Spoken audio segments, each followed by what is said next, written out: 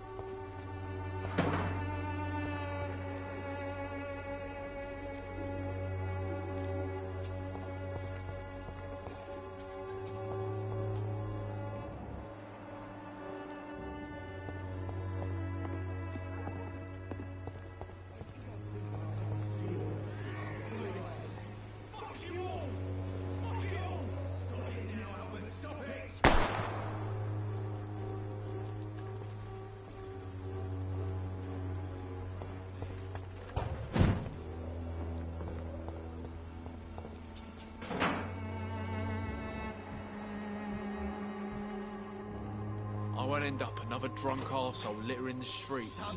Not me. Are you all right? The bastard hit the wall next to me.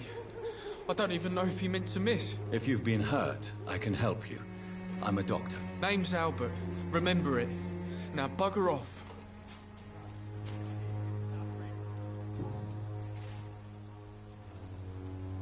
What happened? Did you really steal that man's medication? Hey, I didn't do anything. It ain't me.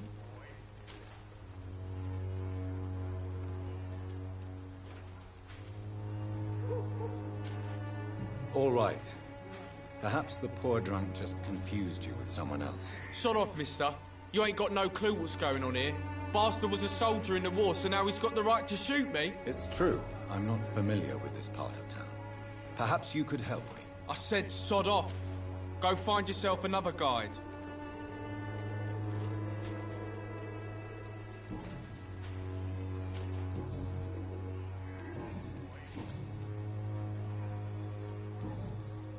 Do you know Nurse Dorothy Crane from the Pembroke Hospital?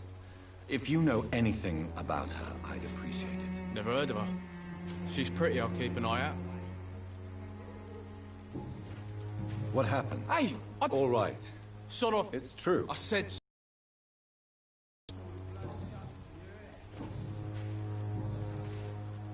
Goodbye, young man. I won't end up another drunk arsehole littering the streets. Not me. Bloody... What? Shooting a boy in the middle of a street. Not the best thing to do, wouldn't you say? What? You saw what happened? Who are you? I'm Dr. Reed, and I'd like to ask you a few questions, if you promise me to set your gun aside. No. Look, I'm not a violent man. I'm Benjamin Palmer, doctor. And no one can help me. Not even you.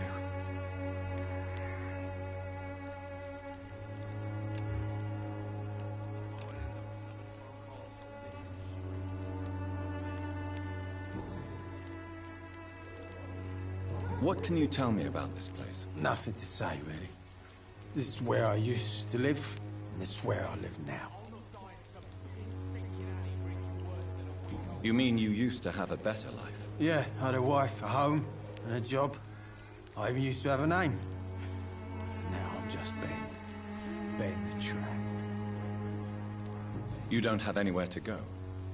No family that would welcome you? Not since the death of my wife, Albert's mother. She was sick, you see. Long before the flu and all this shit. Perhaps you could focus for a moment and tell me your troubles. I'm sick, broke, and my son just stole my pills. Everything's coming up roses.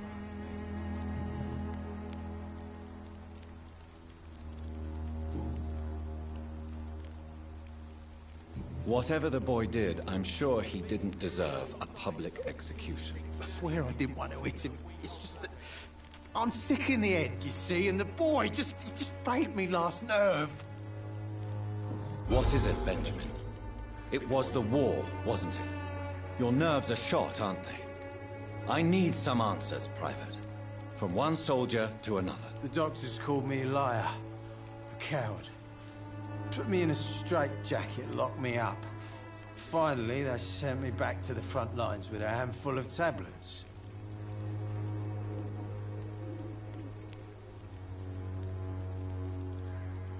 It's a pity that doctors still practice such barbaric methods. It's a dishonor to our profession. Now only the pills stop me thinking about this shit. To not hear the explosions. I'm even scared of the dark these days.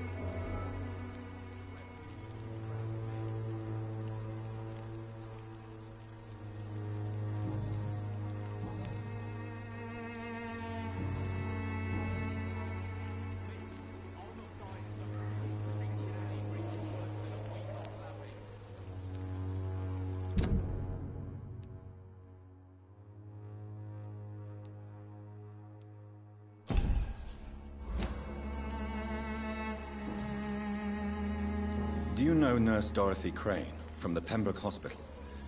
Have you heard anything? It's funny, I've been searching for her too. I need some pills. But the woman is a phantom, if you ask me. Really? And why is that? Word is she ain't real. She's a cover for some doctor who runs an illegal dispensary for migrants. You don't seem well, Benjamin. Do you need any help? I always feel ill, sir. It's like I'm never right.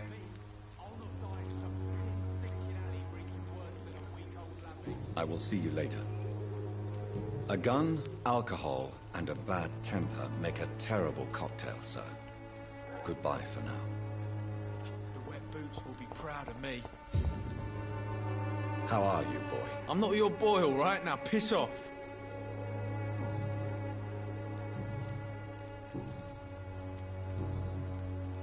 Goodbye, young man. Me? I'll not die in some piss-stinking alley reeking worse than a week-old lavvy.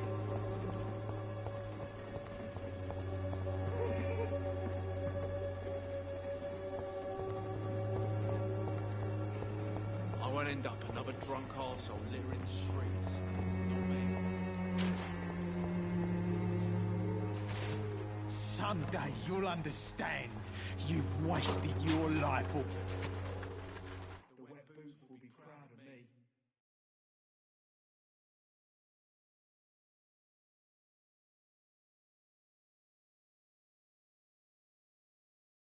Its effectiveness has been proven by many. Even the flu. Good evening, Benjamin. Can I help you? I'm afraid not, Mr. Reed. A gun, alcohol, and a bad temper make a terrible cocktail, sir. Goodbye for now. When science fails you, this elixir will give you faith again. Good evening, miss. Good evening, sir.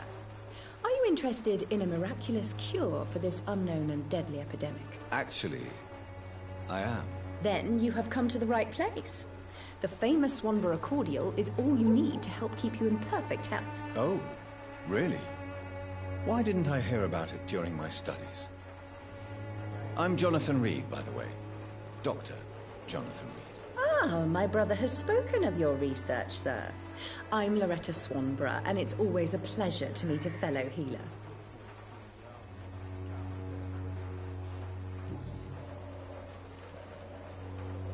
Tell me, who intrigues you most in Whitechapel? The region itself is something to see, but I would say Camellia the mute florist who gives away her flowers.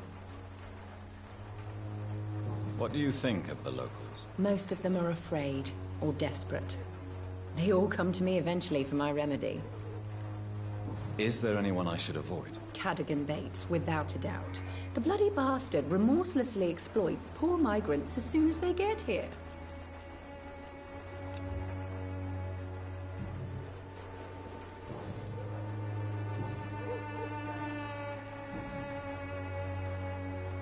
I'd like to see what kind of medicine you're selling.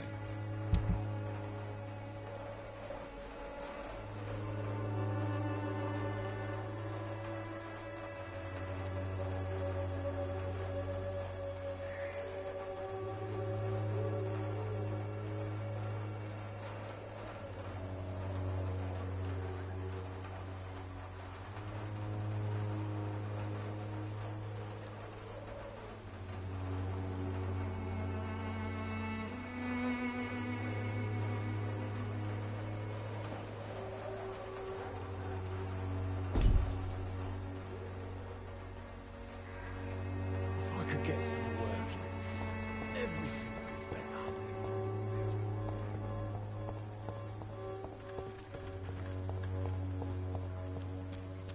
It's storm.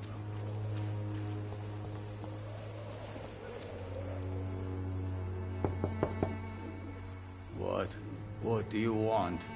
Leave me alone. Good evening, sir. I'm Dr. Reed. I'm looking for Nurse Dorothy Crane. There is no Dorothy Crane here. Now goodbye. I'm afraid this medical leaflet says the opposite, sir. Really? Well, I'm afraid I'm going to close now. Go bother someone else, Mr. Doctor. To enter that house, I must discover who this man really is. Maybe I could start by observing what he's up to.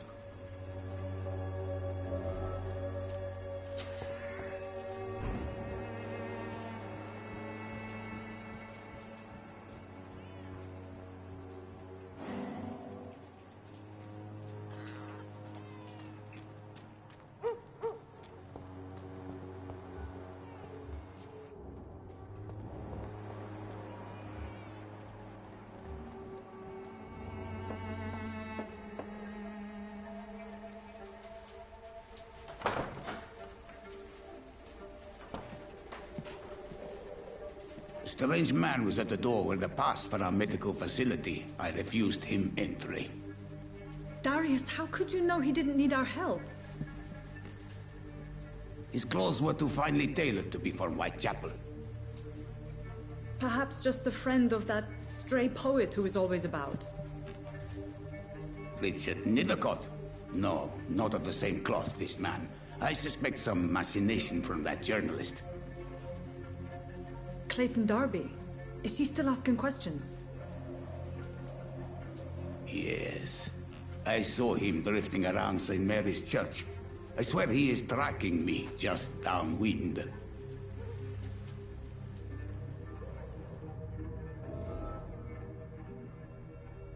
I must talk to that journalist or the poet. They must know about Darius. Nearby the church they just mentioned.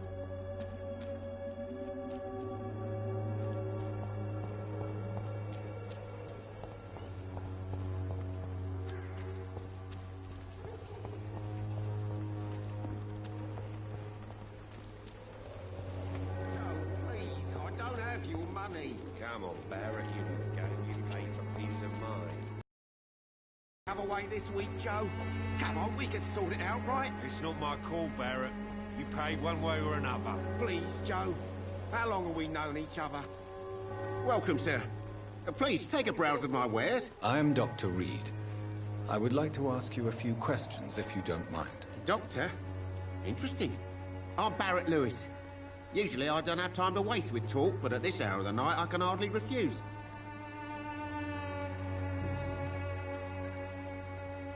How is business around here? Business? I had no business. Between this racket, theft, and customers getting scared, I'm losing money every day. I see. Sounds like you blame someone in particular for your situation. It's no secret Joe Peterson spends his time harassing merchants. But with me, he's trying to put me out of business once and for all.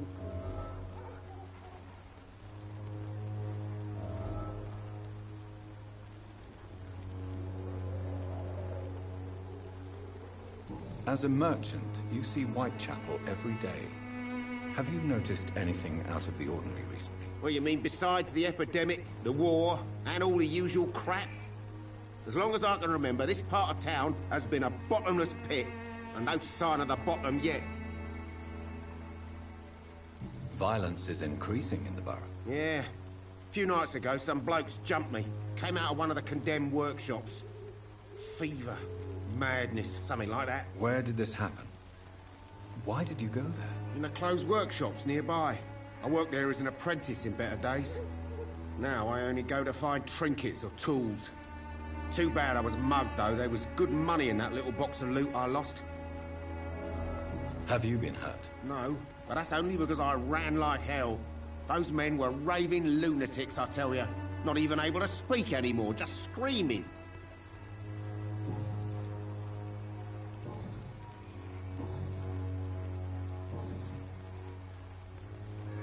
Right then. Show me what you have.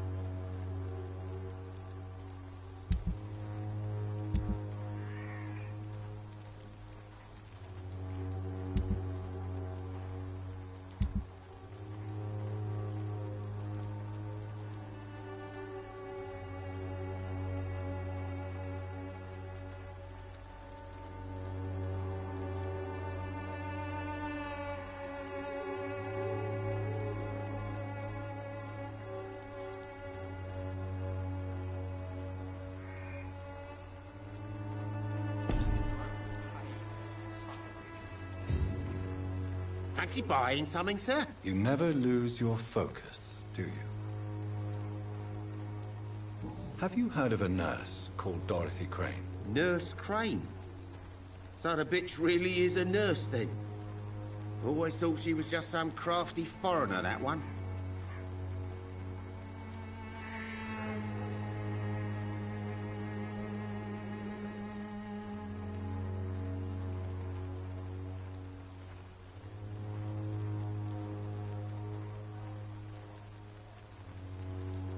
Yes, she's a nurse, and quite a good one.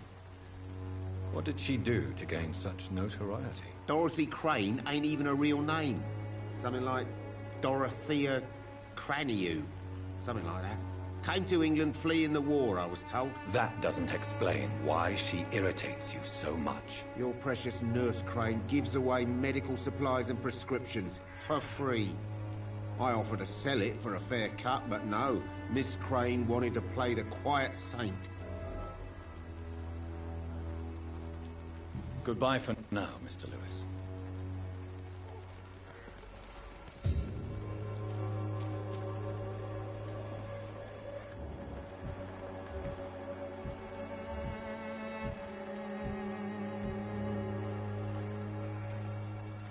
Excuse me, sir. I have a few questions for you. Another journalist? I didn't answer the first one, so piss off! I'm not a journalist, I'm a doctor. A doctor, you say? It's quite a rare breed in this part of town. Really? But still, here I am. Dr. Jonathan Reed, at your service. I'm Joe Peterson's son, but Colossus Joe to most. And I don't remember asking for your service, sir. May I ask what you do around here? I do whatever I want, and sometimes even more. Now sod off. How did you become the local bully everyone is afraid of, Joe? There's no pride in roughing up poor bastards. But this is the only job I've found. And it pays well, too. A job? So you're racketeering for someone else? I got enlisted by the Wet Boot Boys, a gang from the docks. I'm their muscle for their dirty work.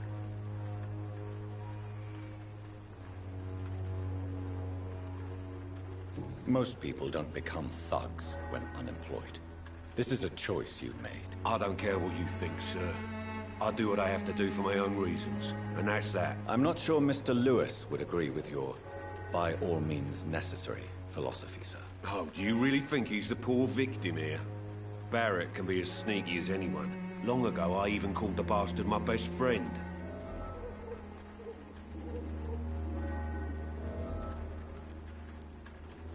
According to you, physicians are scarce in this part of town. Why is that? Not familiar with this neighborhood, are you?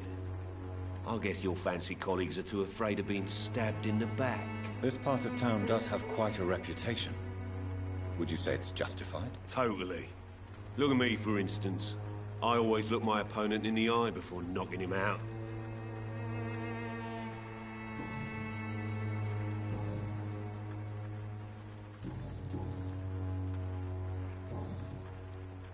Have you heard of a nurse named Dorothy Crane? She's a colleague of mine, and is supposed to live around here. Dorothy Crane? Yeah, I know her. One of the few good souls who dare to help the sick around here. Could you please tell me more about her? She's a nice girl. Tries to help the migrants. I offered to give her a hand, but she said my reputation would attract too much attention.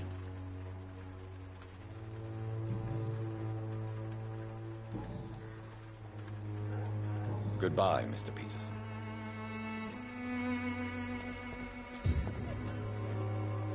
Fancy buying something, sir? You never lose your foe. Joe Peterson. He's the villain here, isn't he?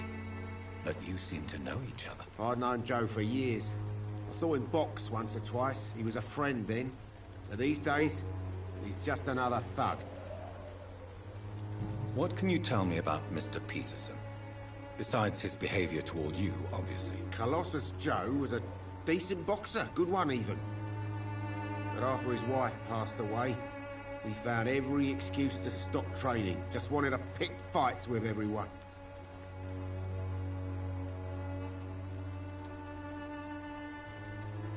It's never easy to find a new path in life, especially after the loss of a loved one.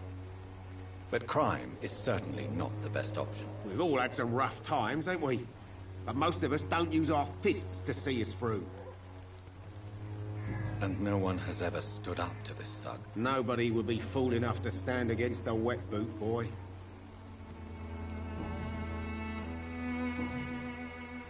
Goodbye for now, Mr. Lewis.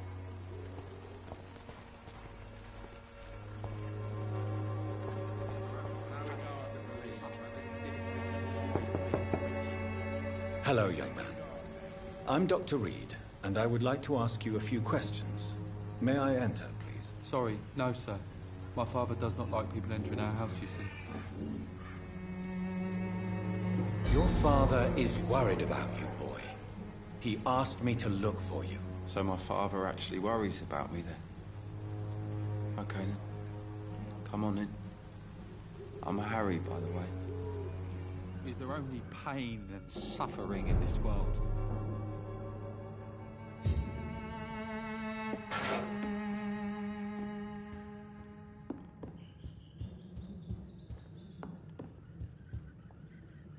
So, may I ask you a few questions? I'm not bothered.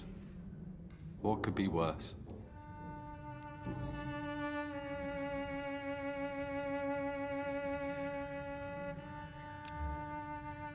How do you feel? I'm fine. I mean, it's not easy every day, but I'm fine. I'm just tired of being sick all the time. If only I could be tough, like. Well, you know.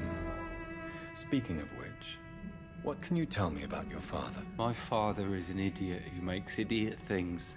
That's all I have to say. Forgive my bluntness, young man, but you don't seem happy living in Whitechapel. Why should I? I never wanted to come here in the first place. It was my father's decision. And look around you. Does this look like a nice place to live?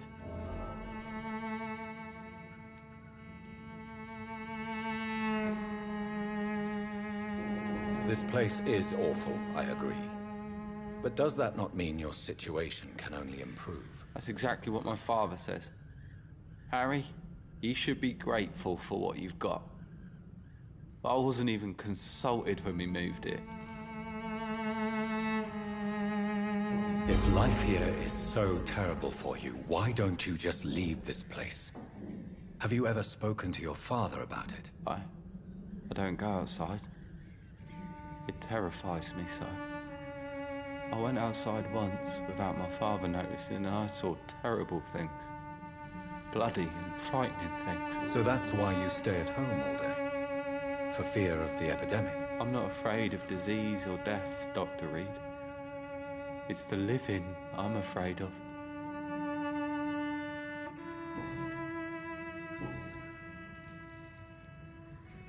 Your father and Mr. Lewis used to be good friends. What happened, Harry? I was young then. I don't remember Mr. Lewis ever coming back again after my mother died. Or was it after my father started bullying him? I don't know. Have you tried speaking to Mr. Lewis about it? I don't go out often, but yes. And he scolded me and told me to leave him alone. I guess my father frightens him too much.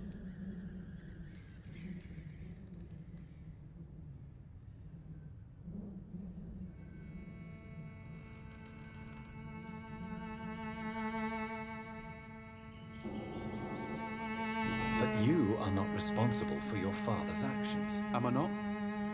Dad always says that he joined that gang for my safety. So if I wasn't born, people wouldn't be worrying about Colossus Joe.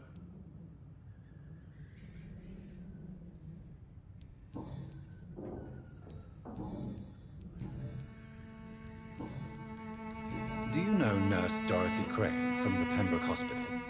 I'd like to know more about her. Yes, I know her. She came here to examine me when I was very sick. She said I should go out more.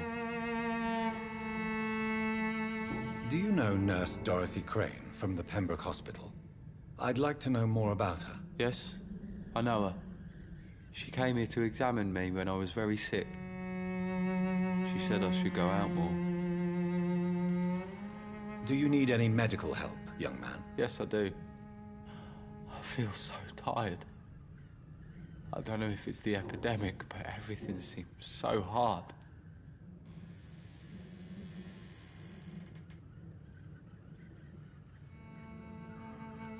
I will see you later.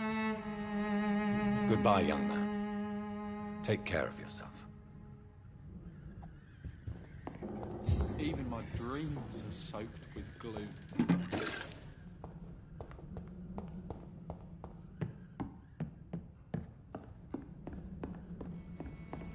It's locked. It's locked, all right.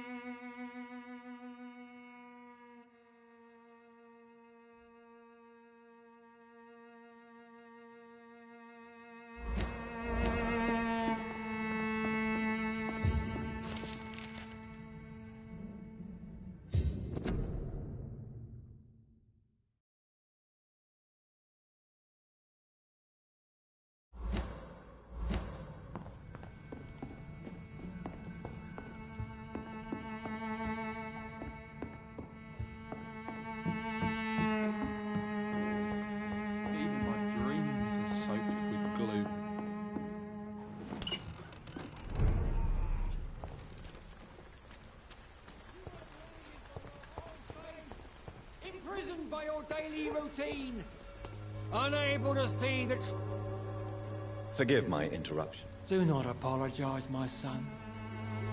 Father Tobias Whitaker is always happy to teach mortals about the incoming Armageddon. I am Dr. Jonathan Reed, and I just have a few questions. A scientist?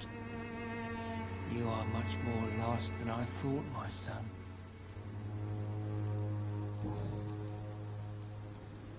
What do you mean when you say that I am more lost than you thought? All scientists are entangled in a world of causes and consequences. And most of them can't see the plain truth. Quite a judgmental opinion, if you ask me. But what do I know? Blinded by science as I am. But you are seeking answers, aren't you? Answers about the Armageddon about to strike the city. Answers about the hidden truth. I am. But the answers I seek are based on facts, not superstition.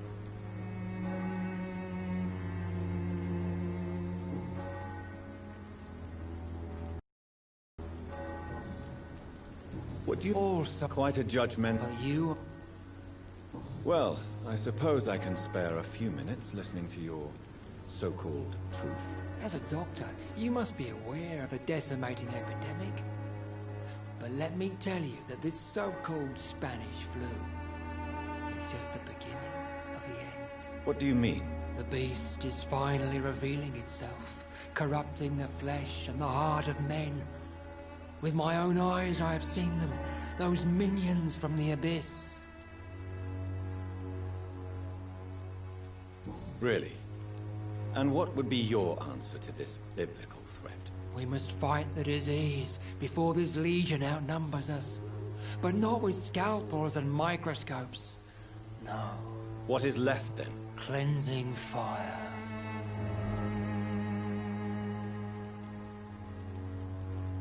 Tell me, Tobias, what exactly is your plan concerning the cleansing of this city? God will recognize his own.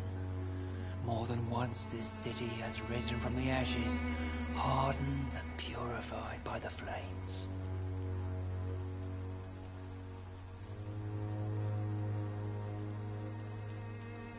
Purification by fire.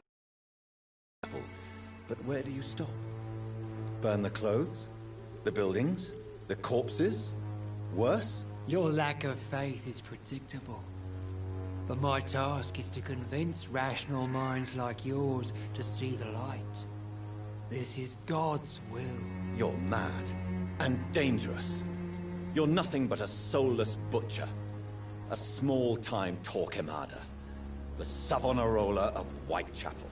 My son, if you think salvation is a free gift, go listen to the lies of that pompous fool, Joseph. Joseph, a fool? Vicar Larrabee of St. Mary's Church. While he continues preaching his fraudulent redemption, more and more people die in the streets.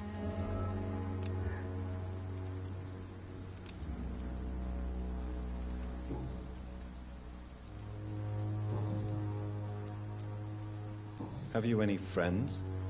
Any family left in these terrible times? No. But I have a disciple I see as my son. He is so devoted. I send him to preach the good word in the heart of this corrupted city.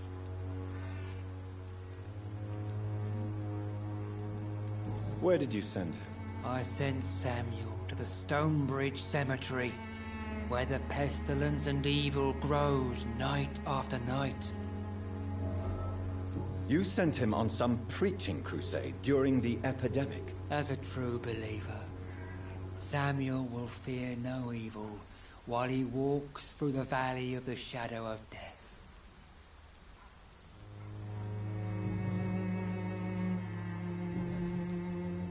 Do you know Nurse Dorothy Crane from the Pembroke Hospital? I'd like to know more about her. I don't like the liberal ideas of nurses, but I especially abhor that Nurse Crane you mentioned. So, you're not exactly a fan of Florence Nightingale's work. But nurses are essential for modern healthcare. Nuns should be the only women allowed to take care of male patients. It's obvious only they have the necessary moral fiber. Why do you hate Nurse Crane more than other nurses? Before coming to London, she was a member of the communist resistance in her country. That's what happens when you let a woman get involved in politics.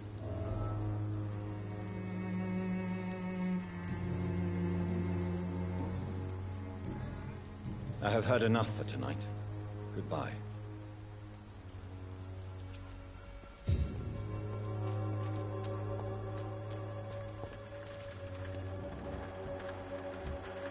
Soon the time will come when you will all be judged for your sins.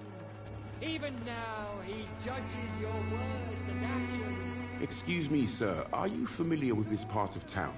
Name's Clayton Darby, reporter. Sorry, I'm new to Whitechapel. But perhaps you could help me since you're a journalist. My name is Jonathan Reed. Dr. Reed, the famous surgeon. I'll gladly help if I'm able, sir.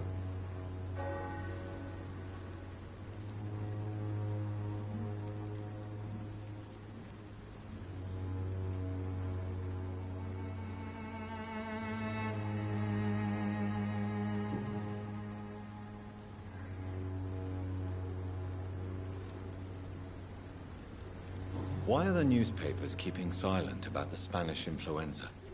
It's as though none of you care. There's a war going on. People shouldn't be demoralized by news of deadly diseases.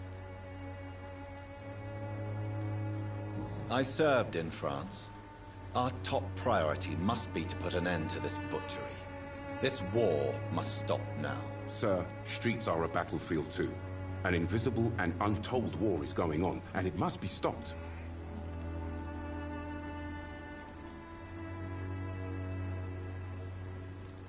Have you any idea of the danger you face in these streets at night? I've had to run and hide more than once from frenzied mobs incensed by the fever.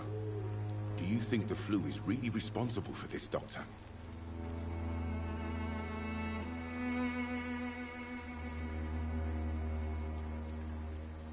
I must confess, some of my rational views have been shaken by recent events. I'll remember to stay away from the district's roughest streets then.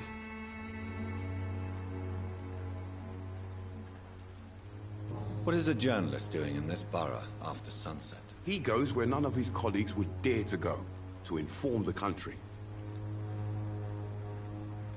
So you risk your life to reveal the truth. I saw many reporters do the same during the war. Whitechapel is the crucible of so many untold stories and tragedies. I want people to know them. That's quite honorable of you. But is the public interested? Not at all, sir. And that's why I'm an independent journalist, hoping to sell some stories.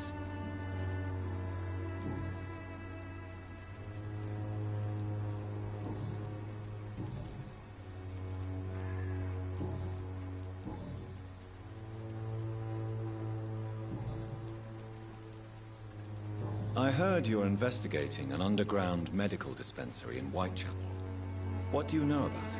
Not much, I'm afraid. They are wary of strangers, and I'm not really an acquaintance of theirs. Why do you care?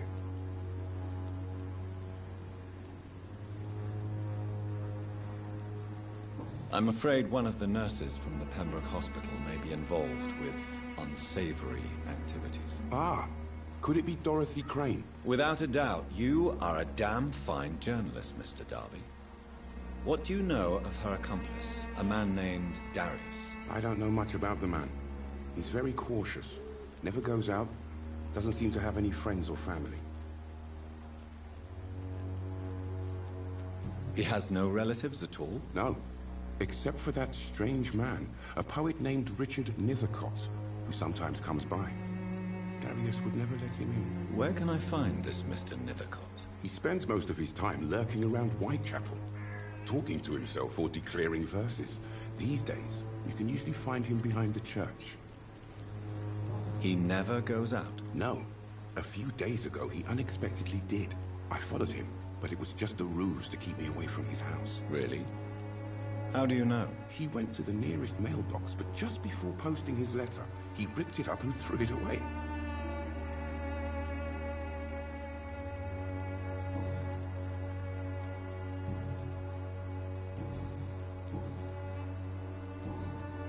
Goodbye, Mr. Darby.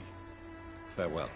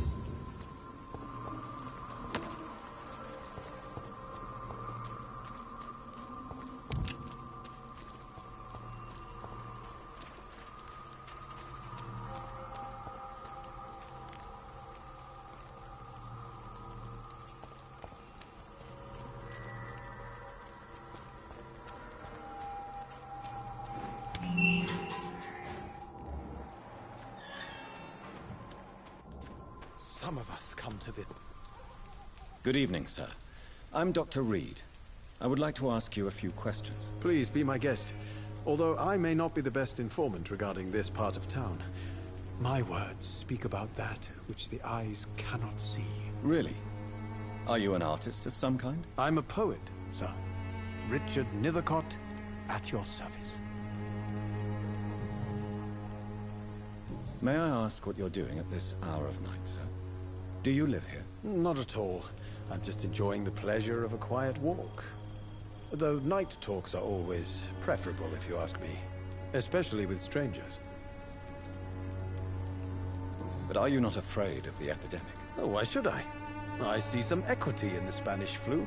No flesh should be saved, say the scriptures. Good or evil, rich or poor, all are equal in the eyes of the flu. If you say so. But as a physician in a time of epidemic, I must caution you to avoid unnecessary exposure, sir. Thank you, Doctor.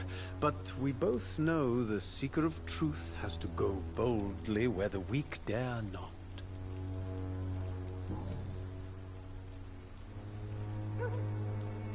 What are your thoughts on the terrible situation in this city? Terrible, you say? No. Of course, the death of so many innocents is a tragedy. But the scourge has not been all bad for the city. Oh, no, sir. What are you talking about? Do you remember London before the flu? Noisy, cacophonic, quiet nowhere to be found. And now, listen to this oddly peaceful silence.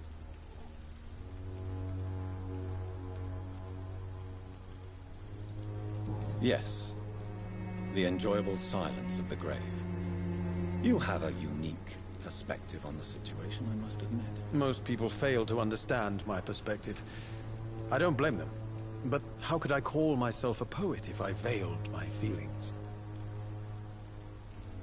Are you aware that your life could be in danger in this part of town? But this is where I must be to feel the real beat of the city. I had to come, see it for myself, alone.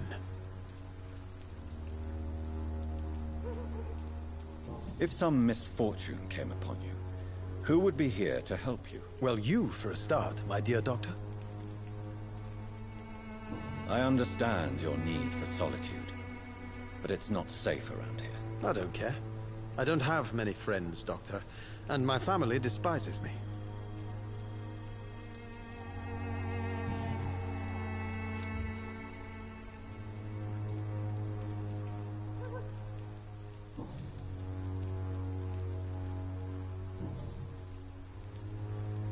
Tell me, Mr. Nethercott, why seek inspiration in Whitechapel? The place is not beautiful per se, but how to explain it? Stirring and challenging. Do you not think it a little morbid? On the contrary, sir.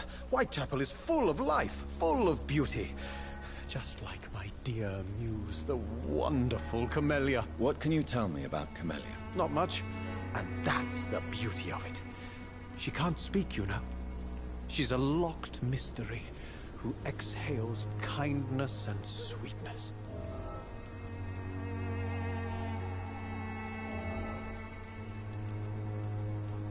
Perhaps you're just afraid to find out the truth about your muse. One day, perhaps, I'll ask her to come with me. But will she still be my wild flower of Whitechapel if she moves uptown? And have you ever tried to learn more about her? Where she lives? How she survives? Whom she may know? Maybe I prefer she remains an enigma. Reality can be so dull, don't you think? In what way, exactly? The struggle by gaslight, the barren smiles, and the added hunger under the rain. If you say so. Such vibrant antagonism and vivid paradox. The stripped humanity raged across each street. Vivid, of course, yes. And what about the poignant distress? Oh yes, the poignant distress. You see what I mean, don't you? That's what I want to write about, and that's what Whitechapel is made of.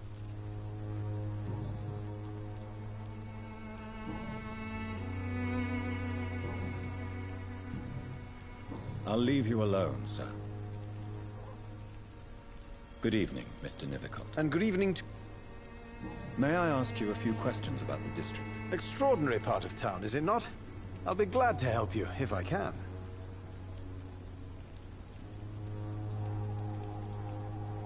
I'm looking for Dorothy Crane, a nurse who lives in this vicinity. Dorothy Crane.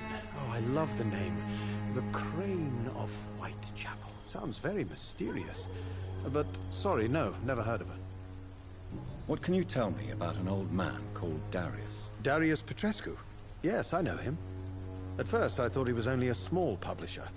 I invited him to publish my work, but his reaction was pretty clear. Not interested in your talent? Darius is an old activist who takes delight in printing tracts and lampoons. Those communist activities only require mediocre writing skills.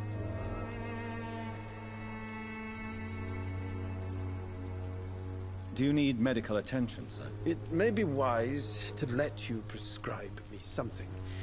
I don't feel like I should. I will see you later. I'll leave you alone, sir.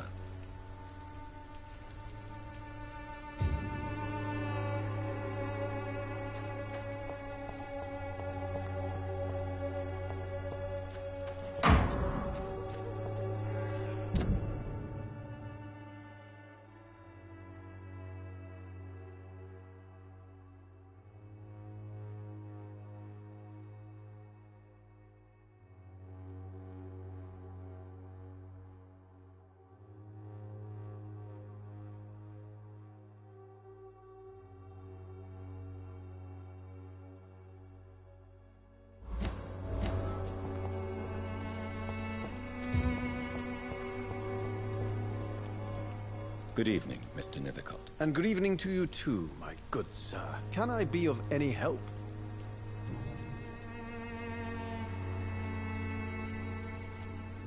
You don't really make a living from your scribblings, do you, Richard? No, sir, I don't. I work so hard. I put all my time, my energy, my devotion into the precise carving of words.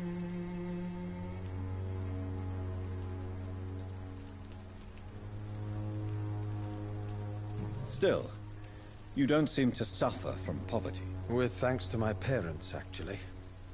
I'm afraid I would not be able to live on my own without their help. You seem embarrassed. Someday I hope to proudly offer my first publication to my parents. Until that day, I'll remain the failure of a son they have to support.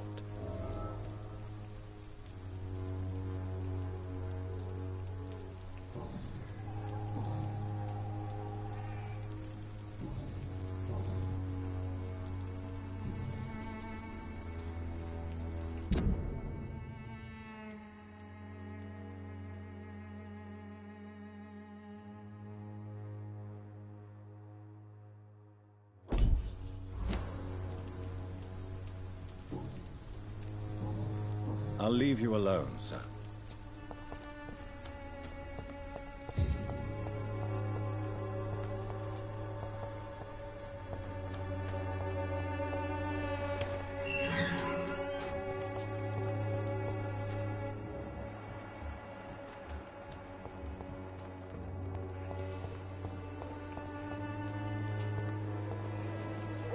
Good evening, miss. I'm Dr. Reed. I'd like to ask you a few questions. I know what you're thinking. A tall stranger who meets a girl in the street at night. It reeks of the penny dreadfuls. But I mean you no harm, truly.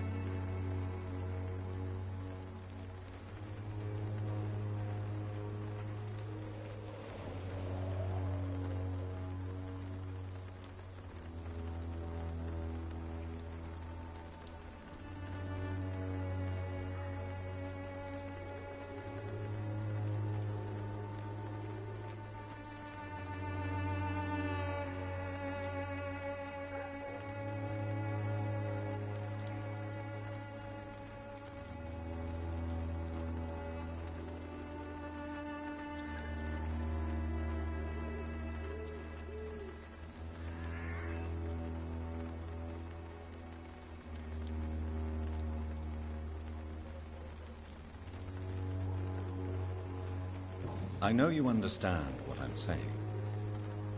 Your silence has nothing to do with you being mute, does it?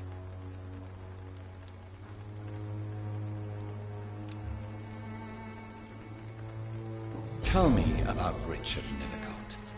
I understand he is quite fond of you, Camellia.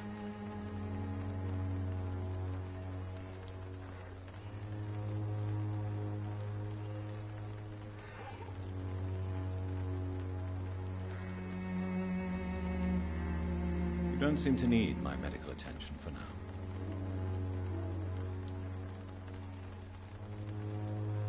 Very well. Goodbye, then.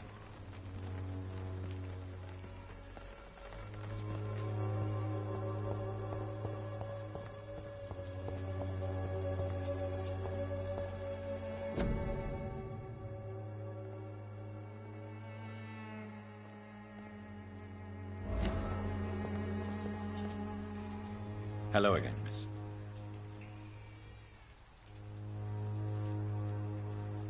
Melia, I know you work for Dorothy Crane. Please tell me about her secret dispensary. A stubborn and mute comrade. Nurse Crane and Darius Petrescu have been clever.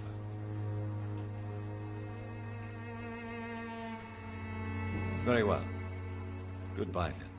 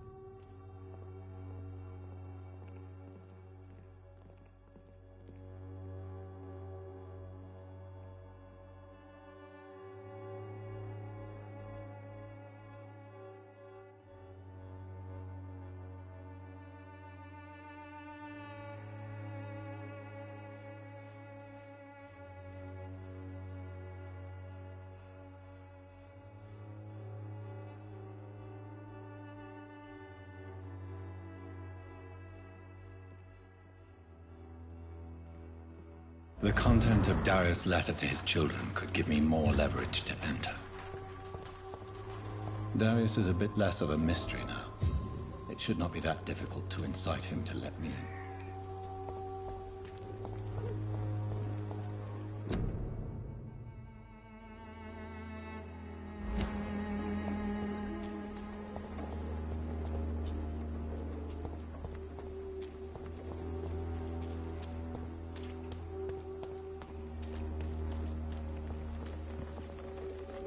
Don't be shy, handsome. What can Christina do for you? I'm not looking for what you're selling. But I'd like to ask you a few questions, if I may. I'm a doctor. Dr. Reed. All right then, but be quick. Though I usually get paid when I open my mouth.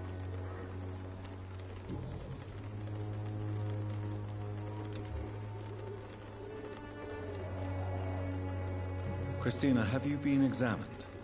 The epidemic is spreading fast in London, and you could be exposed. Or expose others. I don't like doctors or hospitals, but I don't like you asking questions. Considering your line of work, I assure you it is only a matter of time before you have health issues. If it is going to happen, it will happen. Right now, I need money. That's what's important. You can put your own life in danger, that's your decision. But what about your clients? If you're contaminated, you will put them in danger too. And you think that would worry me? If you knew the men I deal with, their health would not be what you'd worry about. Clayton Darby claims he will expose the crisis in Whitechapel to all of London. Do you believe him? I believe Clayton's courage will erode with time, until he finally leaves Whitechapel to start another fight somewhere else.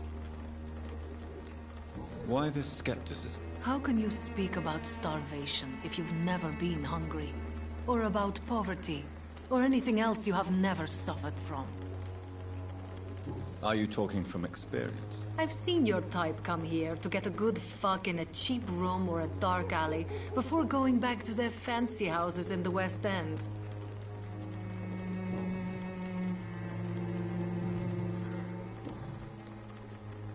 Tell me about yourself. Are you joking with me? People don't usually come to see me for conversation. I have no interest in your work. I am, however, curious as to what led you into this career. Short story. The war, exile, and England. This country is not especially welcoming. I've been refused many jobs because of where I am from. I had few options left.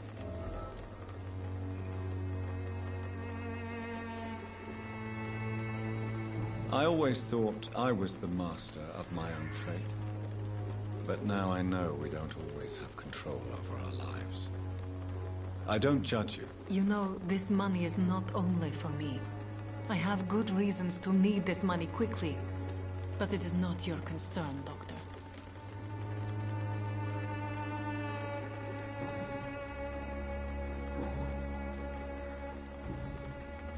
Do you know Nurse Dorothy Crane from the Pembroke Hospital? Anything you can tell me about her would be helpful. I don't know her, but I know her name is Dorothea Crăciunescu. She came from Romania like me and many others. You seem to respect her. Dorothea helps the sick people of Whitechapel. Everyone should respect that.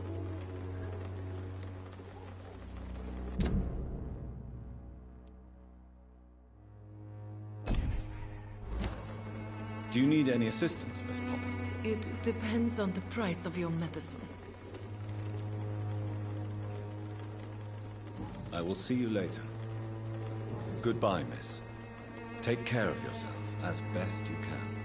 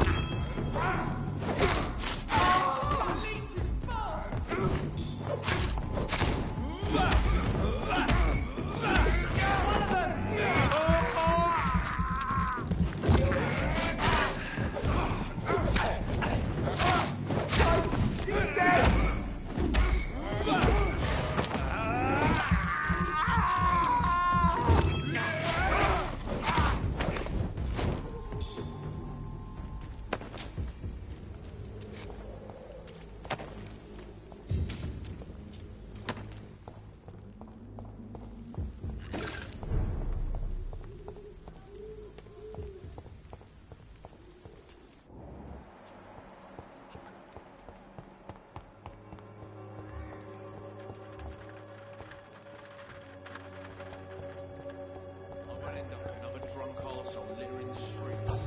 Not me. How are you, boy? I'm not your boy, all right? Now piss off.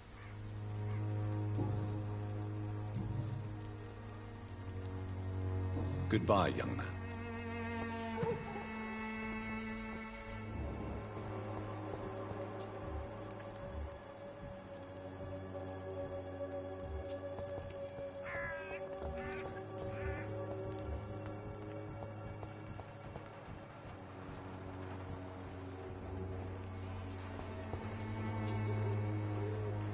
Good evening. I'd like to see what kind of medicine...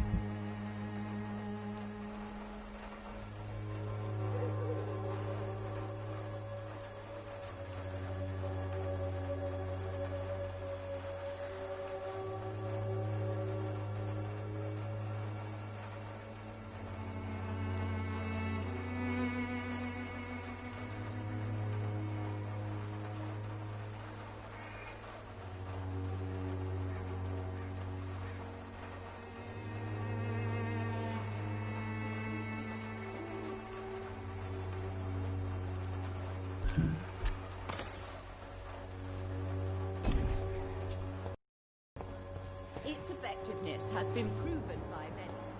Even flu is no match for Swanborough. Good evening, Benjamin. I'm afraid... You don't seem well, Benjamin. Do you need any help? I always feel ill, sir. It's like I'm never right.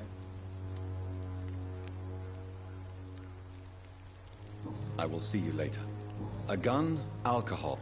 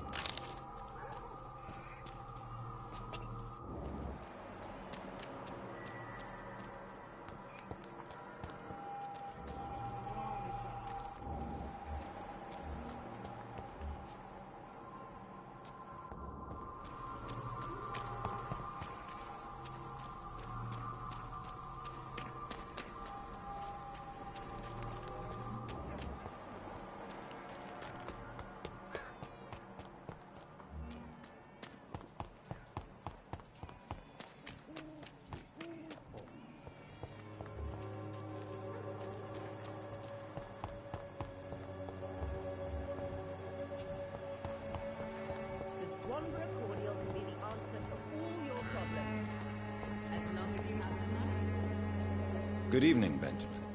Can I help you? I'm afraid... A gun?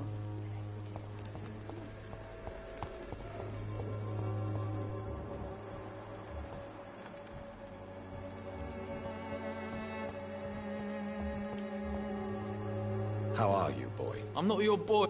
Do you need assistance? Please. Feeling tired these days. There you go. Let's hope nobody steals it from you. Very funny.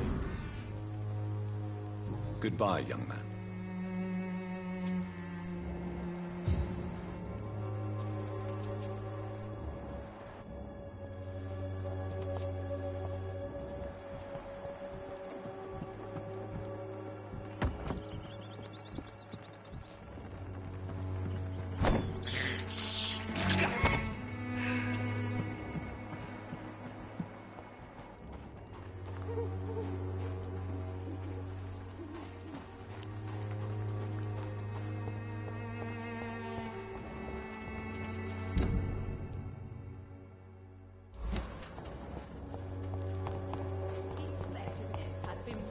By many. Even the flu is no match for the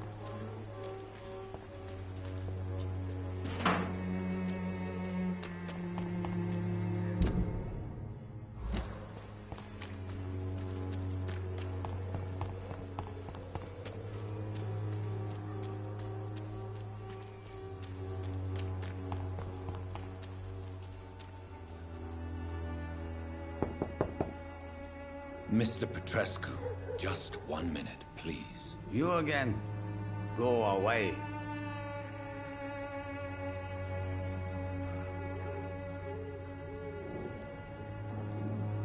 Sir, wait.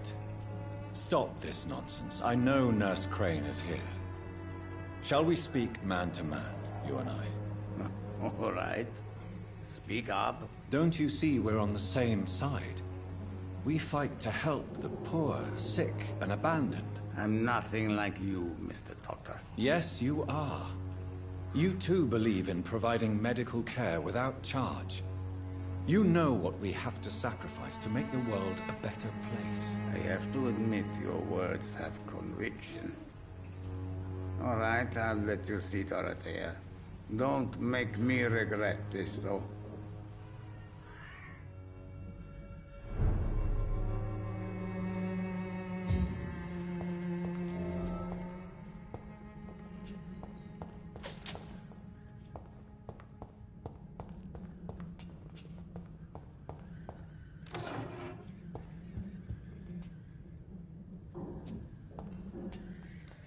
If you want to talk to Dorothea, you must go across the courtyard and take the stairs. We've not been formally introduced.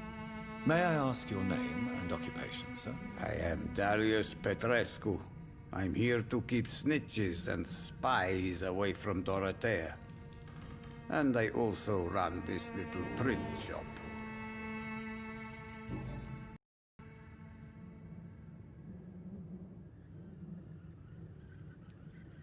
So Dorothy's real name is not Crane? Like myself and many people in this area. Dorothea is from occupied Romania. That's all you need to know. She seems important to the community. More than you can imagine. The West End does not want to hear of Whitechapel's misery. Dorothea is one of the few doing something about it. Tell me everything you know about Camellia, the mute florist. I do not believe in the afterlife, Doctor, but I'm almost convinced Camellia is an angel. She volunteered to give out our medical leaflets. Are you not worried for her safety? She is as brave as she is tough, and clever, too.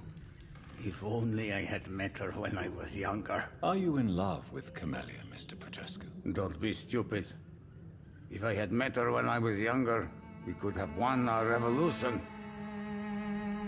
Who is she, really? Do you know where she's from? She's not from around here, that's all we know. Camellia is not even her name. It's her favorite flower. You say she has no close family?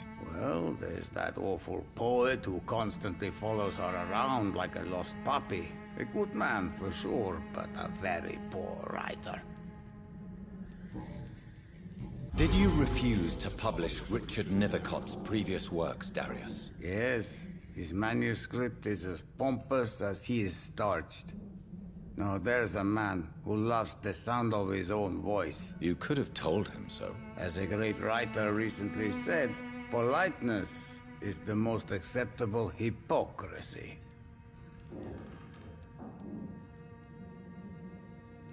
Tell me everything you know. I do not...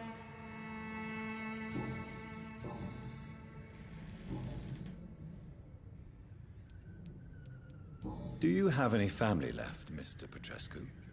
Children or grandchildren? Who knows? I have abandoned my people for... Don't be embarrassed, sir. If you must know, my own father disappeared many years ago, and I forgave him. It's quite awkward to talk about our families like this, but... Thank you, Dr. Reed. I appreciate your trust. This war won't last forever. Did you ever think of returning to your country now it's free? No. I have taught strength and determination to my sons and daughters. I'm an old, dying man who only has memories of better times to cherish.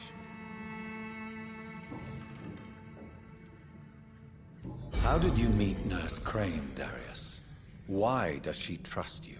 I'm her oldest friend in England. Dorothea and I share many ideas about this country and about the country we left. You mean occupied Romania, don't you? Even if not directly, I fought against your enemies. Really? Then perhaps you have more in common with Dorothea than meets the eye, Dr. Reed. I know you fought for your country when it was occupied, Darius. Tell me more about it. I know my days are numbered, and I know I won't see my homeland again. But I fought for Romania all my life, and I will until my last breath. But Romania escaped the grasp of the Austro-Hungarian Empire. It's a free country again. That is not the country I fought for. My homeland is not appeased, Doctor. And I still see a dark...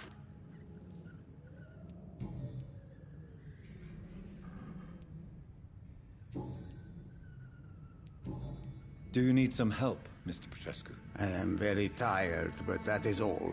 I don't need you, Doctor. Well, if you feel all right, that's fine. Goodbye, Mr. Petrescu.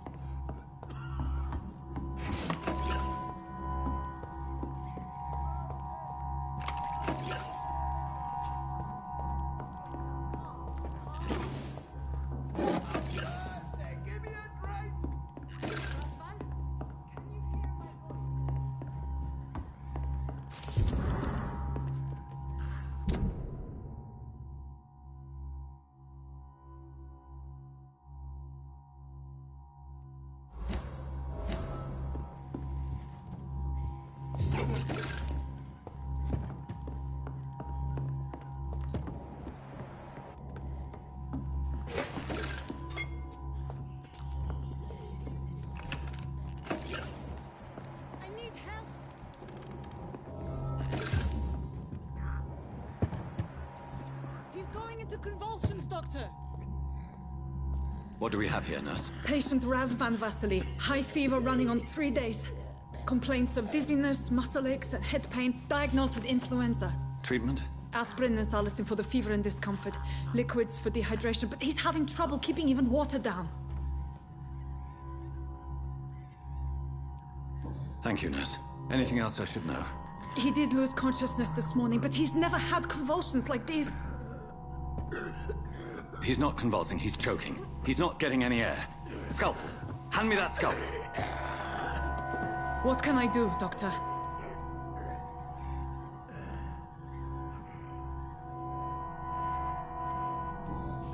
It's too dangerous to operate with these convulsions. Sedative, nurse. Do we have any anesthetics? I'm sorry, Doctor. None at all.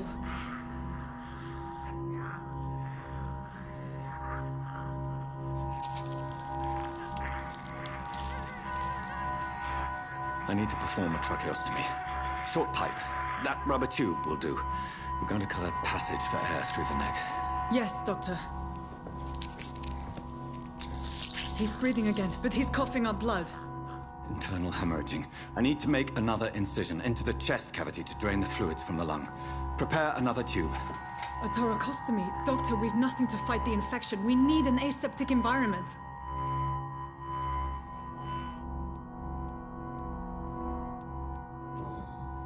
Right then, Nurse Crane.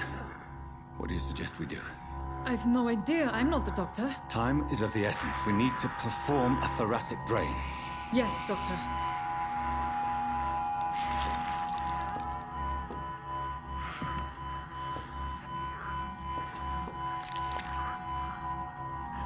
He's still bleeding, Doctor. I'm losing his pulse.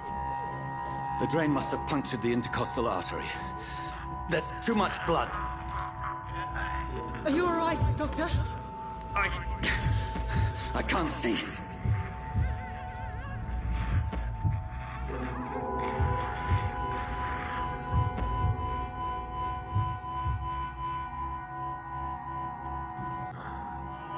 I must first suture the artery. Find the wound. The source of the blood. Needle and thread, Doctor. Good. The stitches are holding. How's he doing? We're losing him. We've lost his pulse. He's dying, Doctor.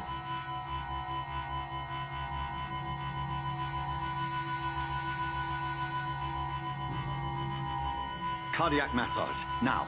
Cardiac... What? Are you making this up as you go along?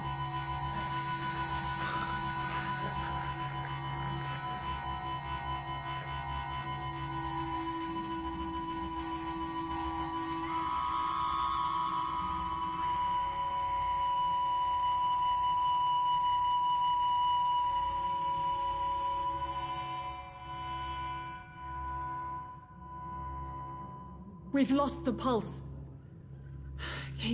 He's gone, Doctor. Nurse, we did everything we could. Truly? Everything you could. Is that how you'll report this in your log? Is this how the war went? Piling up one poor corpse beside the next? This was not an influenza-induced seizure. I've never seen symptoms like these on the continent. Neither have I. But the previous symptoms leading up to this attack were the same, indistinguishable from the epidemic. No. There was something more vile in these reactions. Something primitive. There have been numerous reports of mental breakdowns caused by the fever that accompanies the flu itself, Doctor. Yes, but... I'd best take some samples of the blood for analysis.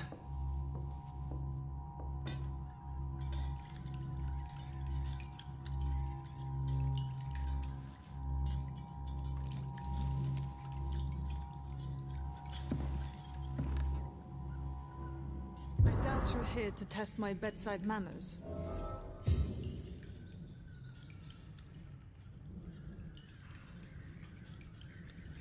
To what do I owe this courtesy?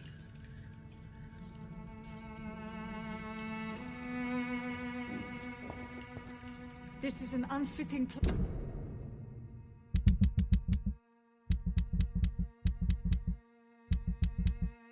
for the illustrious Dr. Reed. You shouldn't be here. It's locked. I suspect it was more than intuition alone that led you to us. So, how might I be of service, Dr. Reed?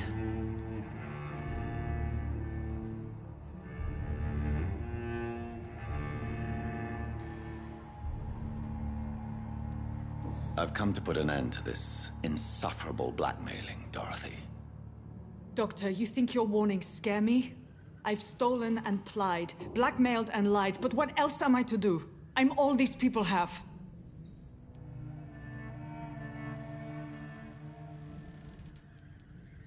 But why Lady Ashbury? Why her, of all people? She's pristine and proper, all right. But that she-wolf in sheep's clothing murders the poor for sport. I have her where she belongs, and I'll milk her for all she's got.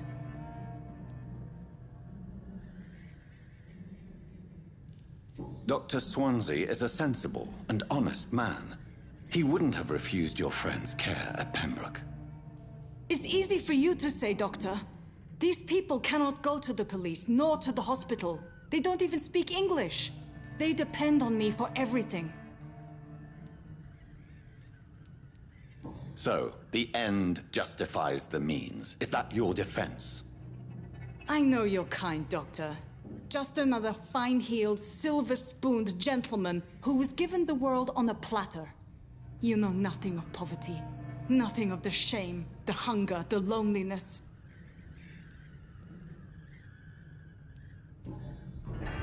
You've convinced me of the sincerity of your actions and their noble justifications. But all the same, blackmail is a crime, and it will stop, Nurse Crane. So, are you going to turn me over to the authorities?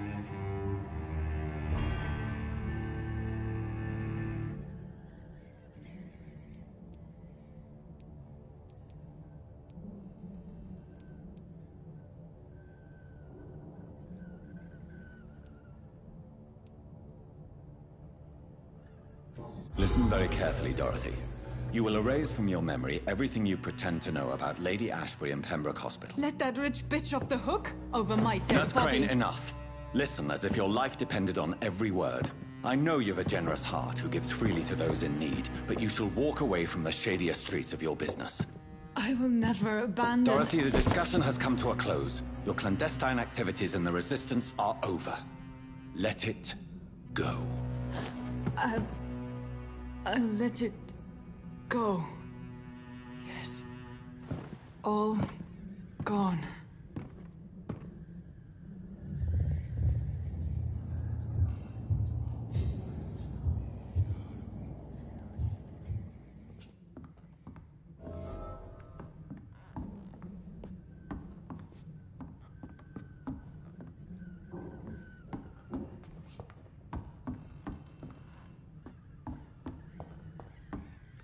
It's locked, all right.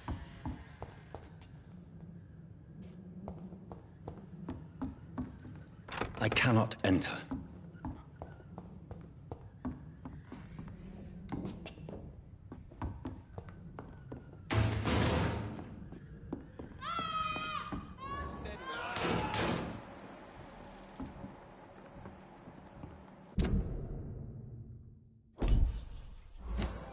This one stinks already.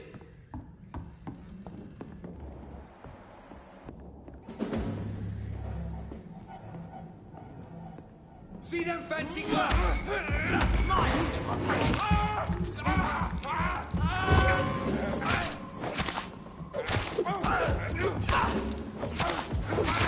Oh my God!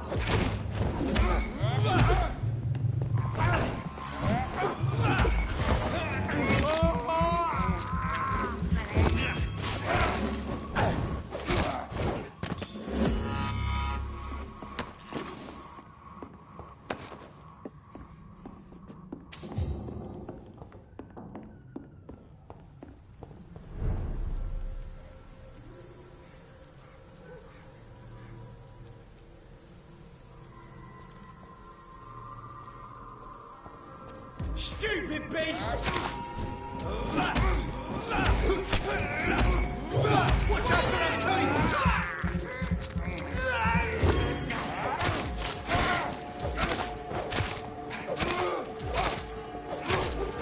Stop it!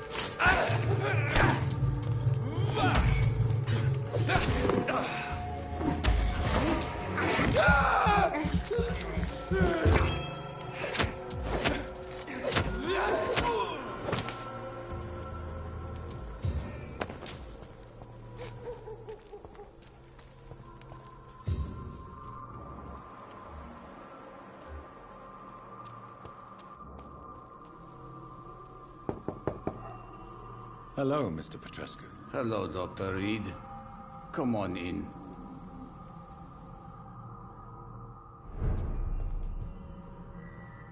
Yes?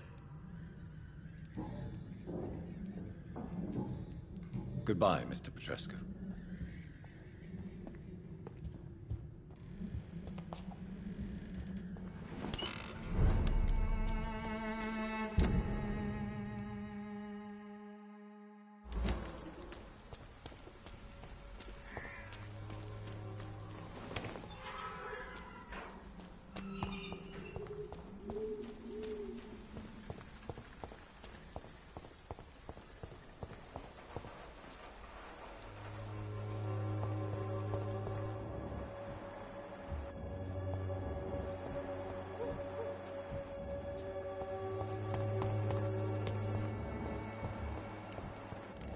Will be proud of me.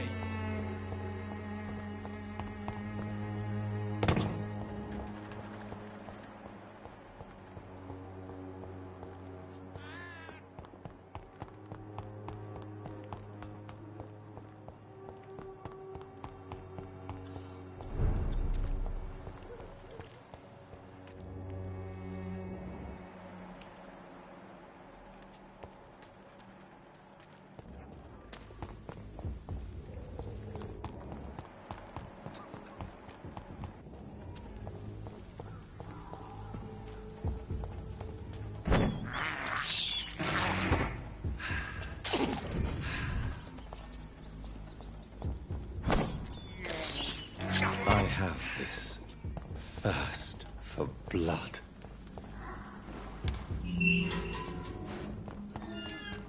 Human blood. Whoever left these marks did so deliberately. Kill it, boy! There's one of them burning. Crush the leech, boys! Bloody monster!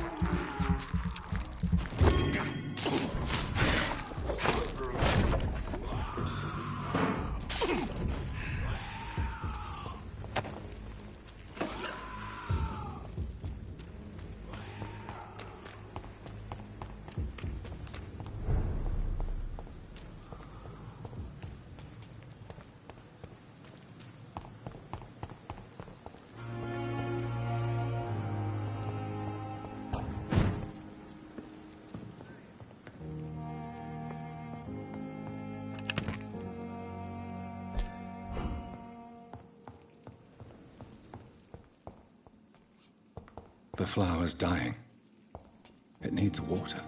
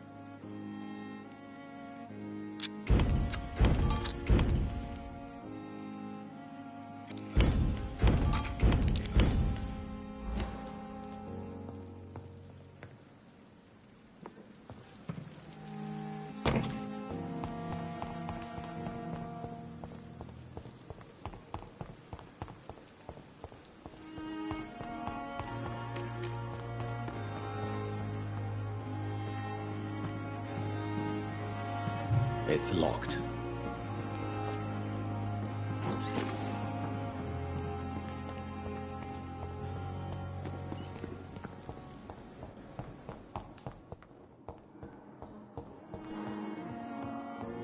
But in the circumstances, I will not let you down, my doubt. doctor.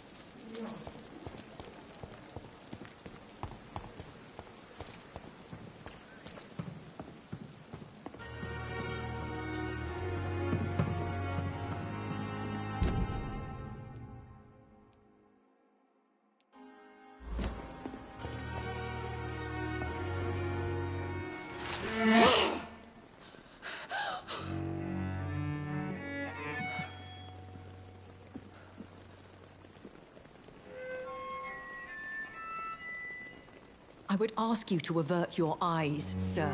Or did you not know it was rude to stare? I knew it. Speak up, Dr. Reed. I like a man who speaks his mind.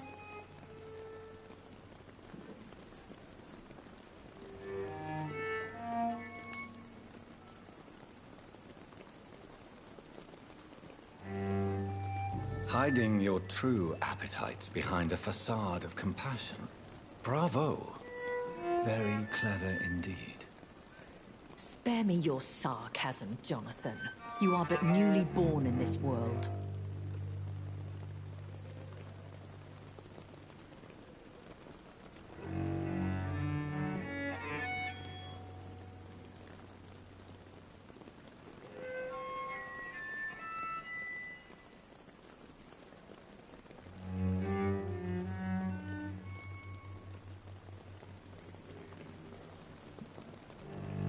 So in the end, the accusation was true, wasn't it? The situation is somewhat awkward nonetheless. I have not been observed sustaining myself for many decades. I have to say I'm a trifle embarrassed. Anyway, I have concluded my inquiries concerning your blackmailer. I see. Please excuse my agitated state. Under normal circumstances, I wouldn't let anyone see me in this condition. The case is closed, Your Ladyship. The person who took advantage of you has, shall we say, seen the error of her ways. So who was it? My lady, the blackmailer was dealt with using the utmost discretion. The culprit's identity is of no relevance. Thank you, Jonathan. That is exactly what I needed from you. You have proven your loyalty, so, as a friend, please accept this small token of my appreciation. Thank you, my lady. If you have an inclination to learn more about vampires or your current situation, I will be glad to aid you in your quest for knowledge.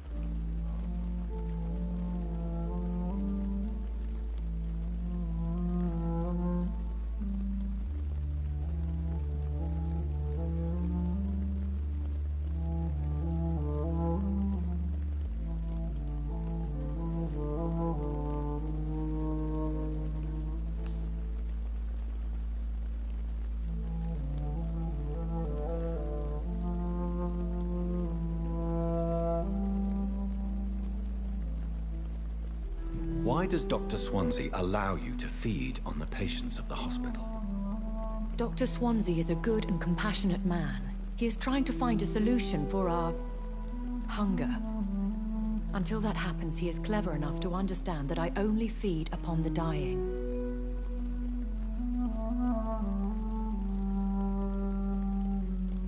What do you know about this Brotherhood of St. Paul's Stole? The Brotherhood is well known amongst London vampire society. As long as our kind is discreet, and as long as they do not interfere, we have come to a mutual understanding.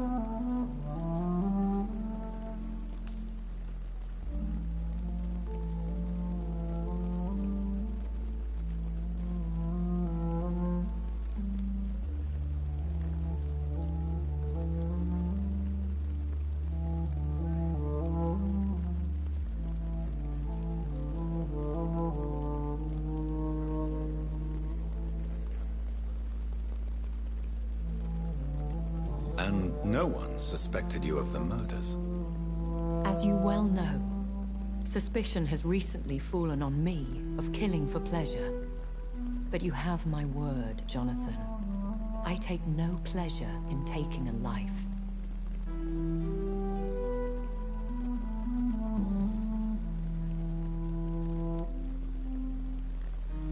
I know this is beyond the pale, but may I inquire your age? Really?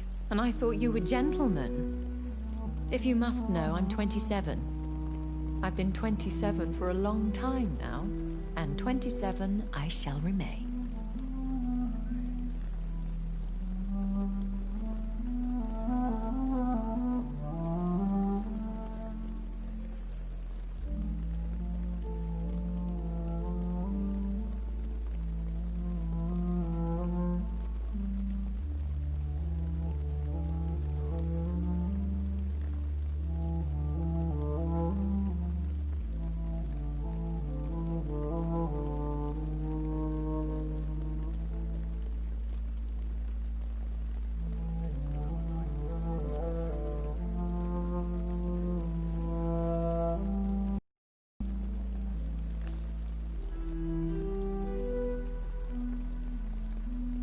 And who bestowed upon you this eternal youth?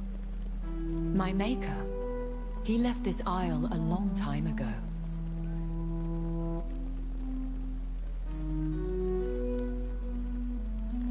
Very well. But I believe there is more to this than you are saying. A lady has to have some secrets.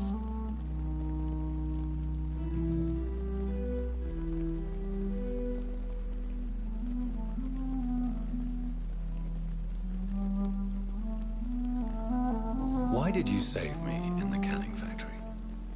I could hardly stand by and watch such a promising young blood as yourself be torn to shreds by some gutter scowl. What type of vampire is a Skull? Not a true vampire. The deformed offspring of lesser vampires. It is a shame these creatures run wild, slaves to their baser instincts.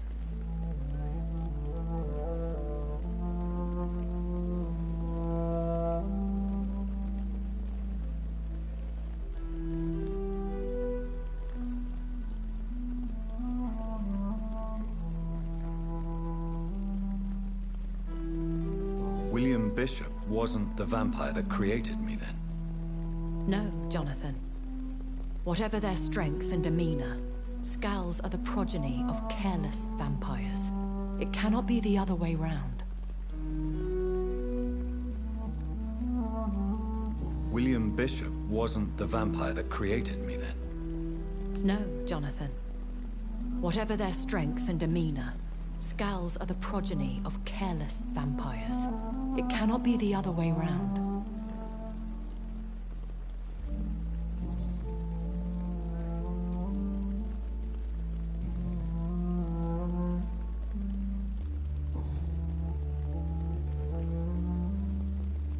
I've been away from London and England for 3 years.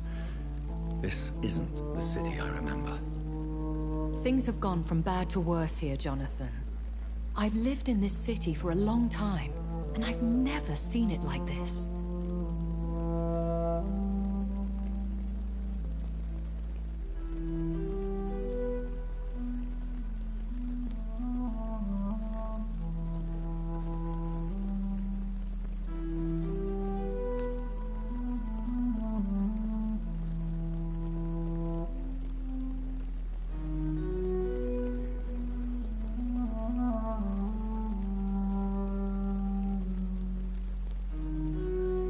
What is it you fear?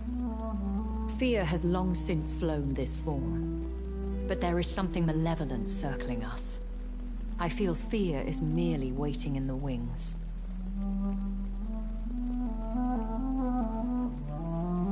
The Spanish flu has hit London that bad? Yes, but it's not just that. I've heard things. Things I've not heard for a very, very long time. There are whispers in the shadows. Something far worse than the Spanish flu is here in the city.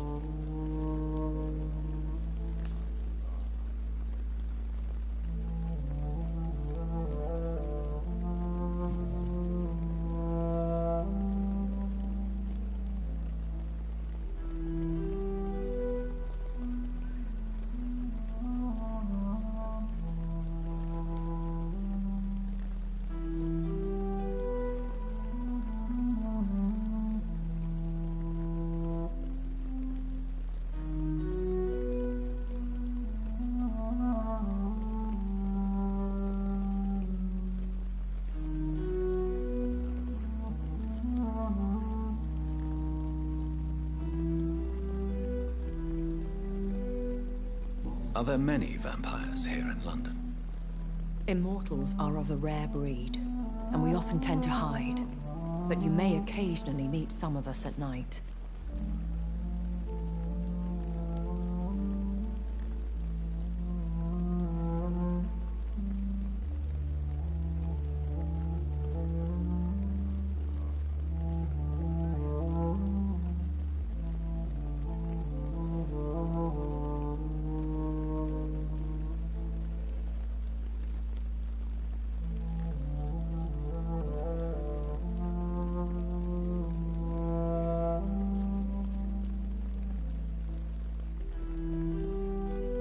Do you know any of them? Have you an idea of the identity of the vampire who attacked me? You mean your maker? No, Jonathan, I have no clue. But I fear he or she is as careless as cruel. To let you discover your new condition by yourself. What do you mean? Every now and then, you may discover an immortal in the deep of the night. But we are a rare and reclusive breed. Our progeny is almost never accidental.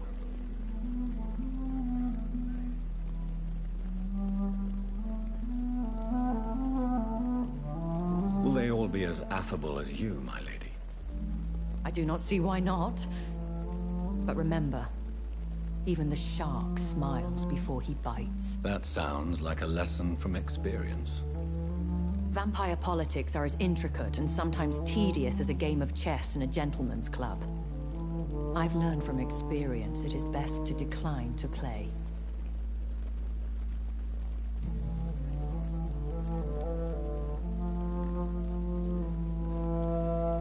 Are there many vampires here in London? Immortals are of a rare breed.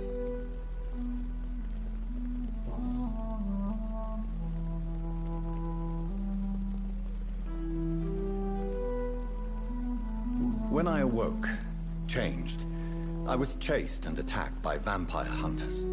Prepared and well-trained. Though I can't be certain, more than likely it was the once glorious Guard of Priwen. Once glorious, but still dangerous. They have seen better days, but all fanatics are dangerous. You would be wise to stay clear. They are sworn to destroy our kind.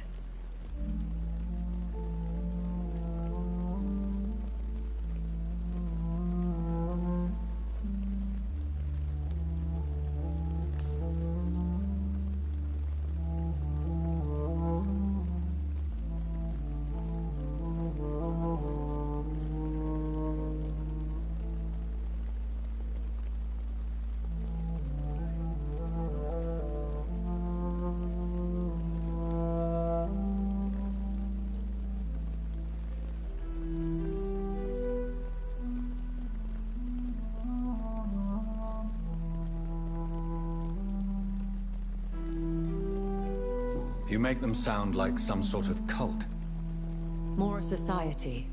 And like all the best ones, a secret society.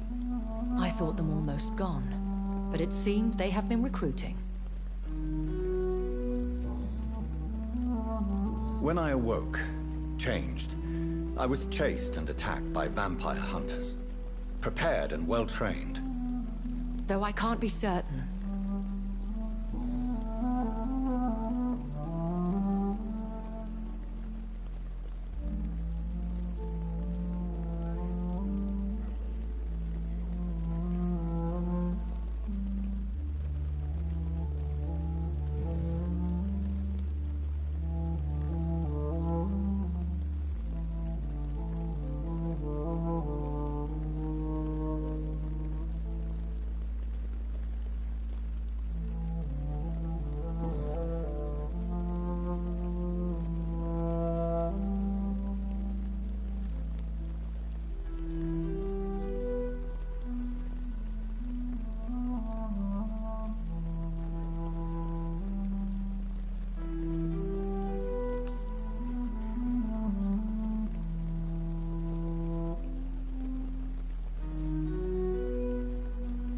Vampire?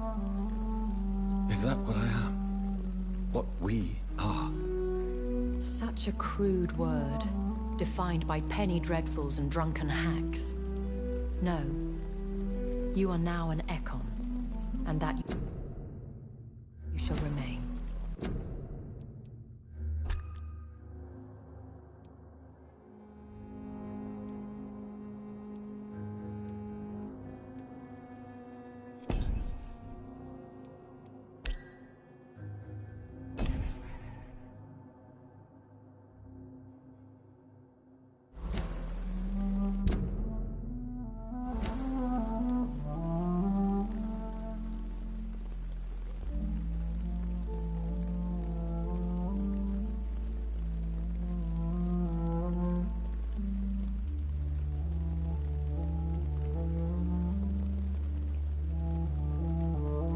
So we are Ekons.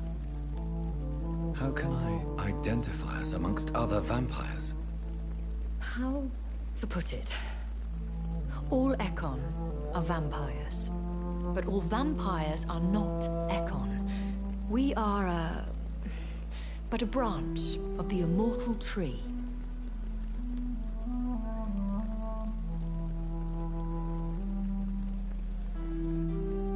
Are you an Ekon too? Yes, I am. We are the closest thing to what man refers to as vampires. Forget what you think you know about us.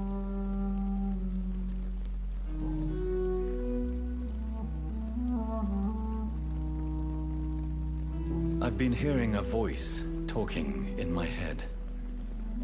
Is this some kind of insanity? It feels like the voice of the vampire that created me. Hush. Tell no one this. It would be unwise to talk of such things amongst British immortals. Speak no more of your maker.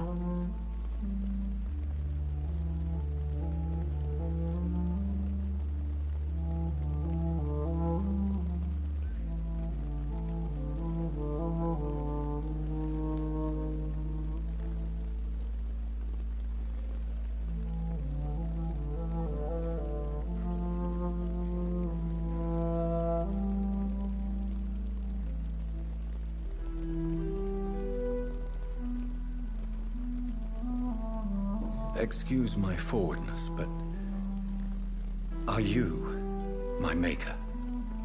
Me? Goodness, no.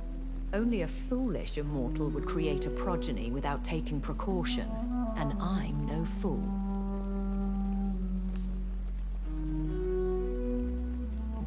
How could this cause offense?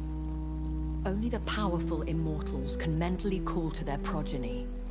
No vampire or hunter will sleep easy, knowing that an unidentified elder is stalking the streets of London.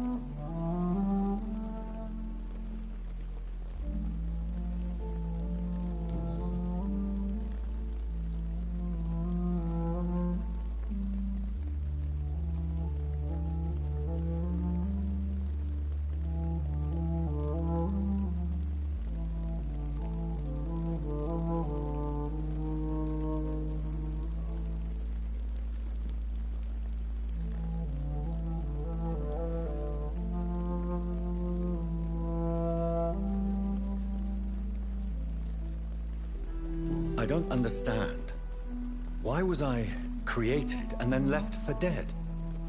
That is a question only the one who made you can answer. It's not normal practice. I doubt even if you find him, he will answer you, considering how cruelly he treated you.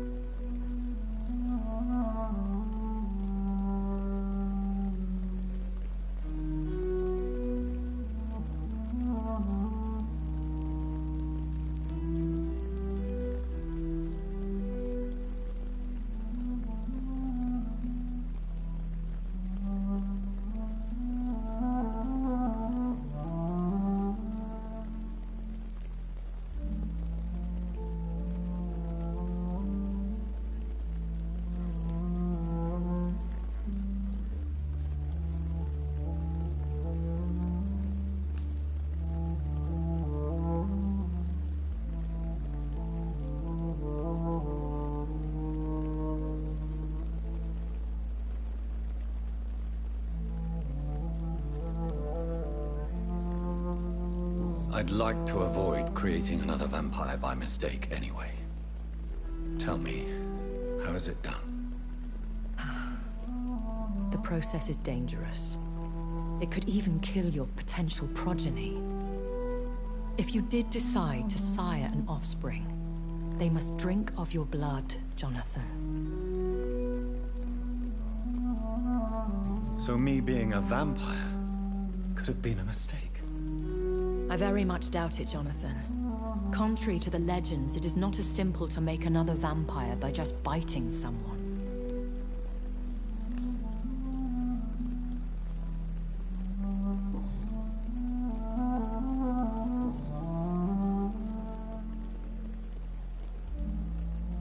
I bid you farewell, for now, my lady.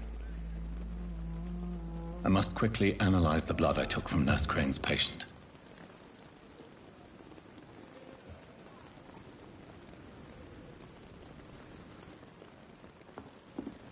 Safer here than anywhere else in the East.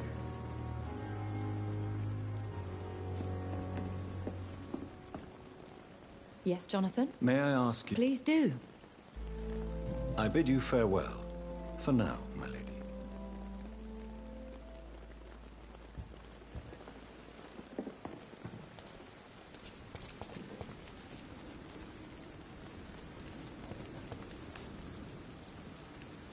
Patients are not fools.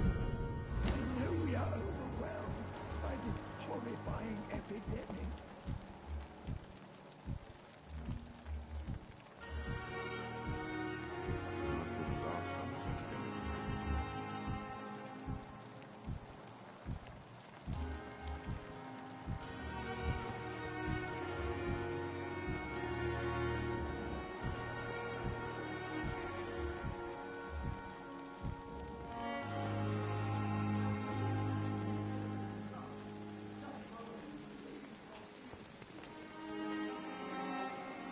Good evening, Milton. Good evening, Doctor. Still trying to save lives?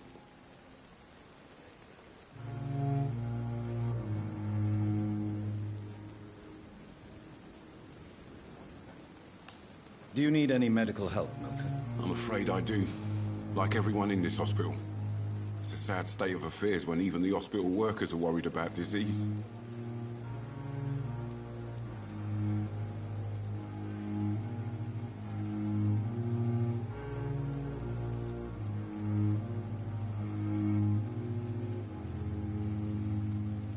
Our job brings us into contact with all kinds of infections, Milton. There's no shame in being ill while you're in a hospital. That's easy for you to say, Doctor. I get the feeling you don't fall sick often. But thanks, anyway.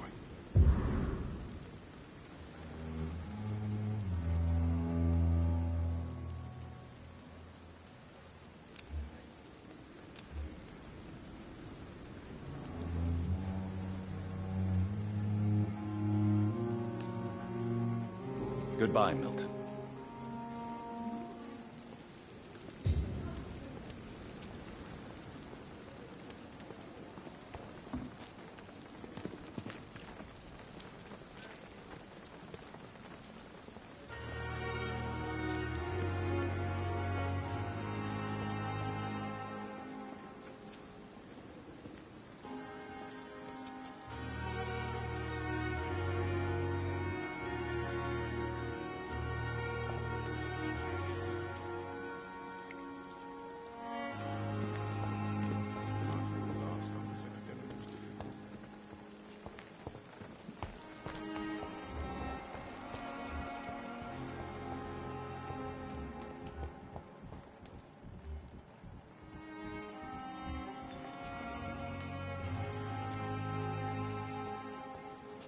When I get back, I'll have a word with Tom.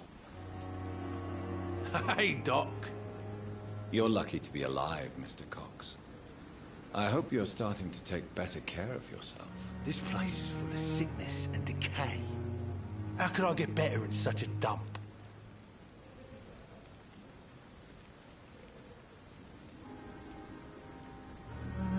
Consider yourself lucky that I'm treating all of my patients equally. But don't push your luck. Don't play the innocent with me. I'm sure you have good reasons to act this way. And also weaknesses that can be exploited.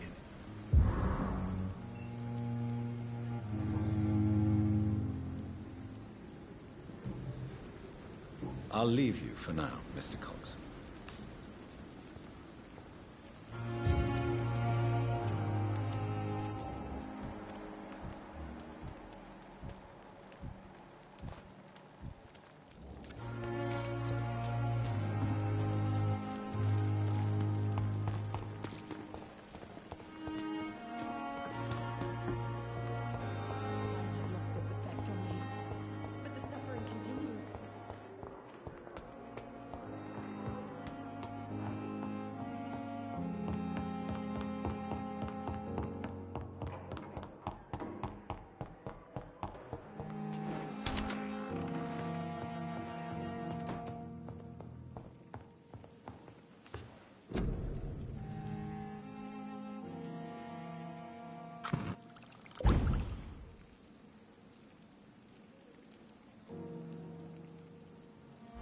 Razvan Vasily was infected by Spanish flu, but also has the highly unstable blood of the Scowls. Is the London vampire epidemic transmitted through the flu? I should talk to Dr. Swansea about it.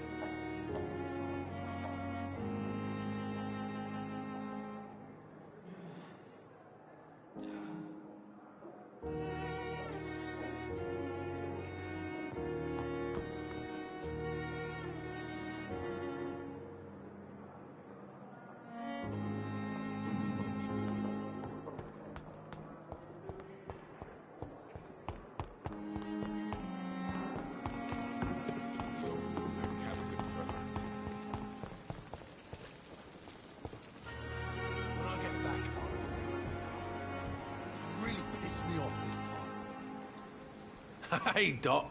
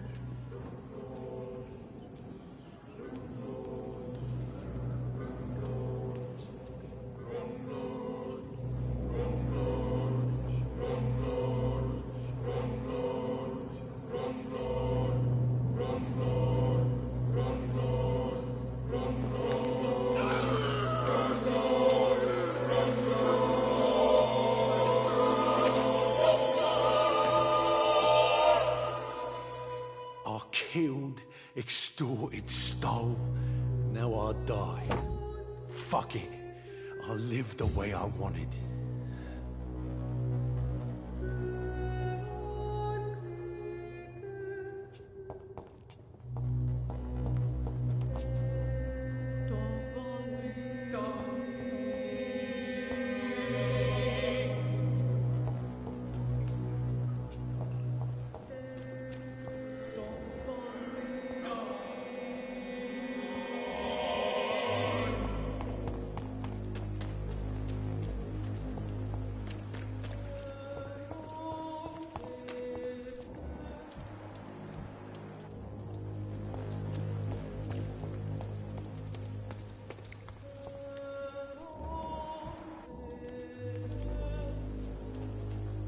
Hello again, Mr. Blight.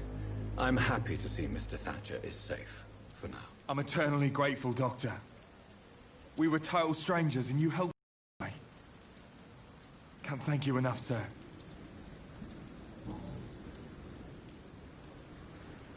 What caused your phobia of rats, Newton? It happened last year following an artillery attack. I was trapped for 2 days in a hole under 2 dead soldiers. And there were rats. Go on. They started eating me as soon as I dozed. Gnawing at my ears, my fingers, lips.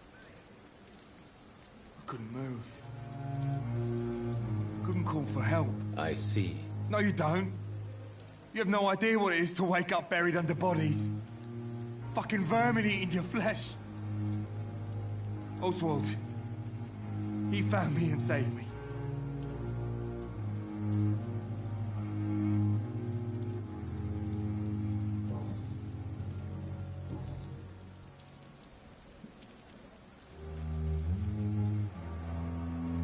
You are always welcome at the Pembroke Hospital. As a former officer, I'll be honored to welcome a fellow veteran. I'm not giving up on bringing Oswald back to the hospital. I just need to convince him that he needs some help. Perhaps he needs to reach that decision by himself. Could you speak to him? He doesn't usually listen to doctors, but perhaps because you've been through it, you can talk him round.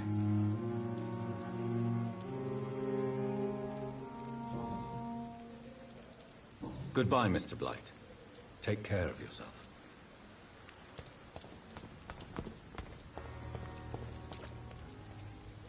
Hello again, Mr. Thatcher. Do you feel any better now? Yes. This neighborhood may stink of dog shit and reek of piss, but to me it smells like the purest mountain air. Do you want to talk about why you have this fear of being enclosed, Mr. Thatcher? No, I really don't. An irrational fear like yours is usually rooted in a specific event. Perhaps it would help to talk about it. Well, Doctor, take a guess then, if you're so interested in my case.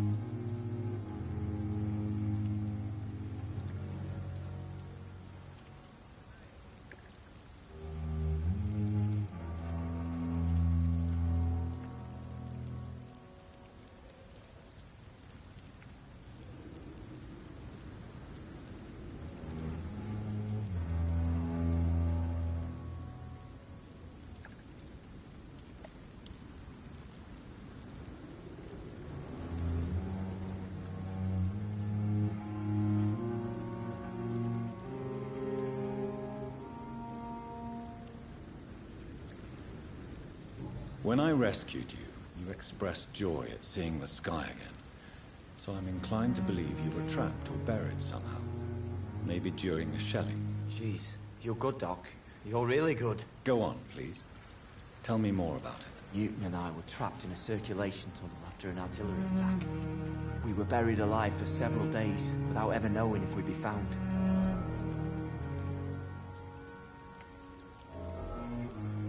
Oswald, tell me about what happened when you were buried in that tunnel with Newton. It was more than dark. It was black as pitch. Hours seemed like days, and days like months. Oh, the terror, the shameful thoughts. Lord have mercy. Shameful thoughts? Tell me about them. At some point, I don't remember which day, but when I thought we'd never be rescued, that this would be our end, I thought about... Say it, Mr. Thatcher. If you ever want to heal, you have to say it. Yeah, I thought about what I could do to survive.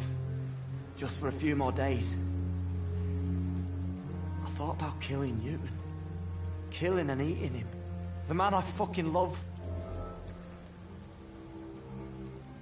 What you endured was terrifying. It would have completely destroyed weaker men. It did not destroy Newton.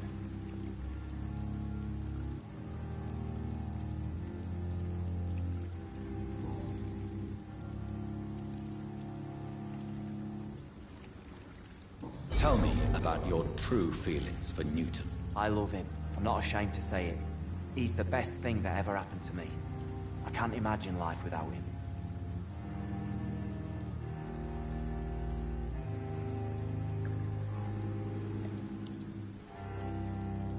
Why should you be ashamed? I'm not, I said. But Newton sees it differently. I admire your honesty. It takes courage to stand up to society. The world needs people like you to create change. Courage is what we needed in the trenches, looking death in the face every day. I speak plain. I speak my mind. Have you always been this straightforward? All I know is, before you saved me by the sewer, my only regret was I wouldn't be able to hold or kiss Newton again. I love him, that's all.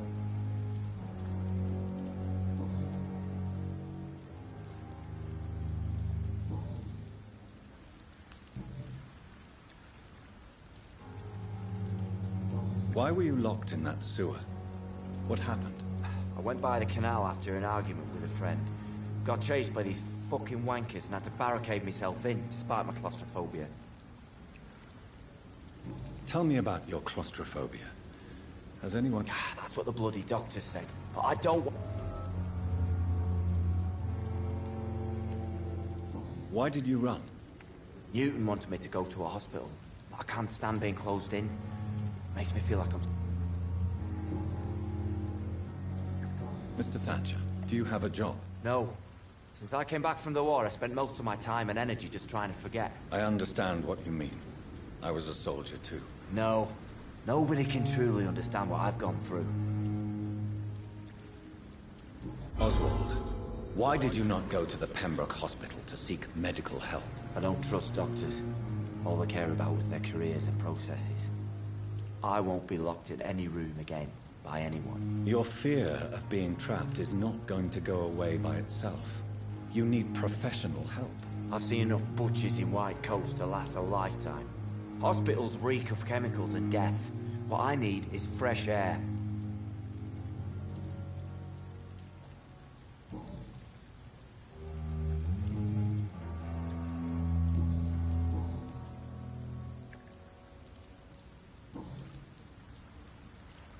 Do you need medical attention? Don't get me wrong, sir.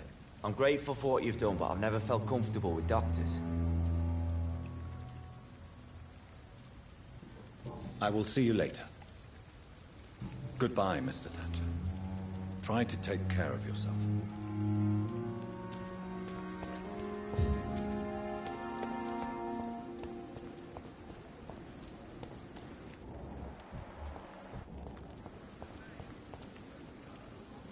Hello again, Mr. Blight. Good evening, Dr. Reed. You doing your rounds as usual?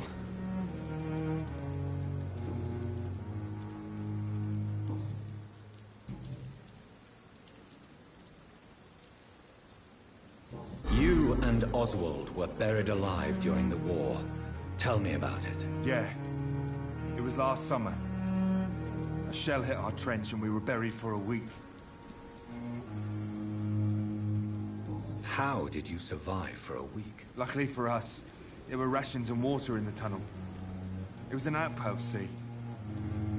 Since then, Oswald's not keen on being inside for too long. Oswald seemed far more traumatized than you by the event. It wasn't the first time it happened to me. Surviving it again gave me strength. You believe that?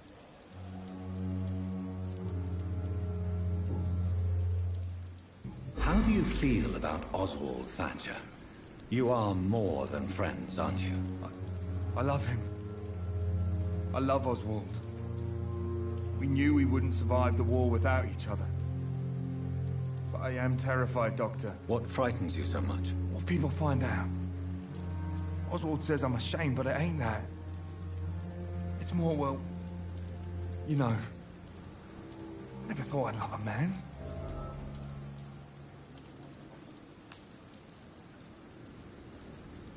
Enjoy your love. And enjoy life as long as you can, Mr. Blight. Don't let anyone tell you who you should love or how you should love them. I appreciate your kind words, sir. But it ain't that easy. It's all so new to me.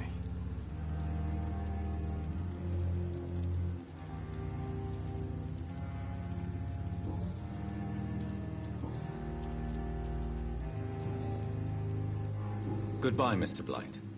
Take care of yourself.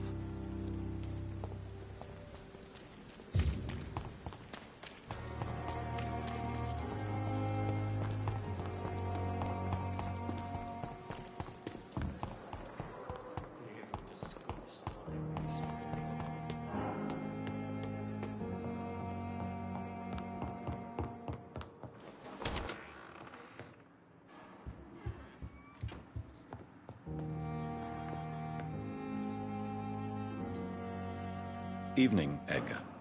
Could I get your professional opinion? Please speak. But I have something important to tell you. This strain of flu, it's very different from the one I saw in Europe. It's downright peculiar. Really? What makes you say that?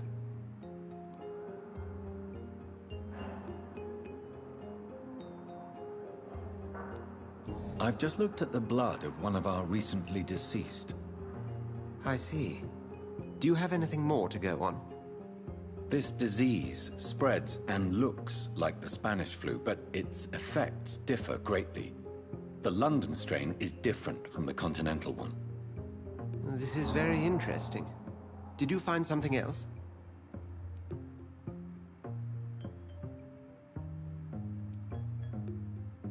Yes. Unlike the flu, the infected begin to show an increase in outwardly aggressive behavior. More than simple agitation. Once docile people become violent. You mean like rabies? Is there a chance we could create a vaccine, Jonathan, like Pasteur? By the stove, that would be smashing.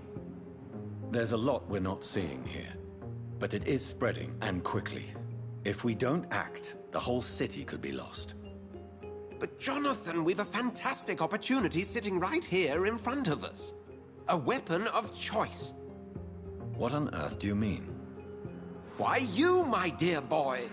With your expertise and your blood, we could isolate the properties that course through your veins. Think about the possibilities.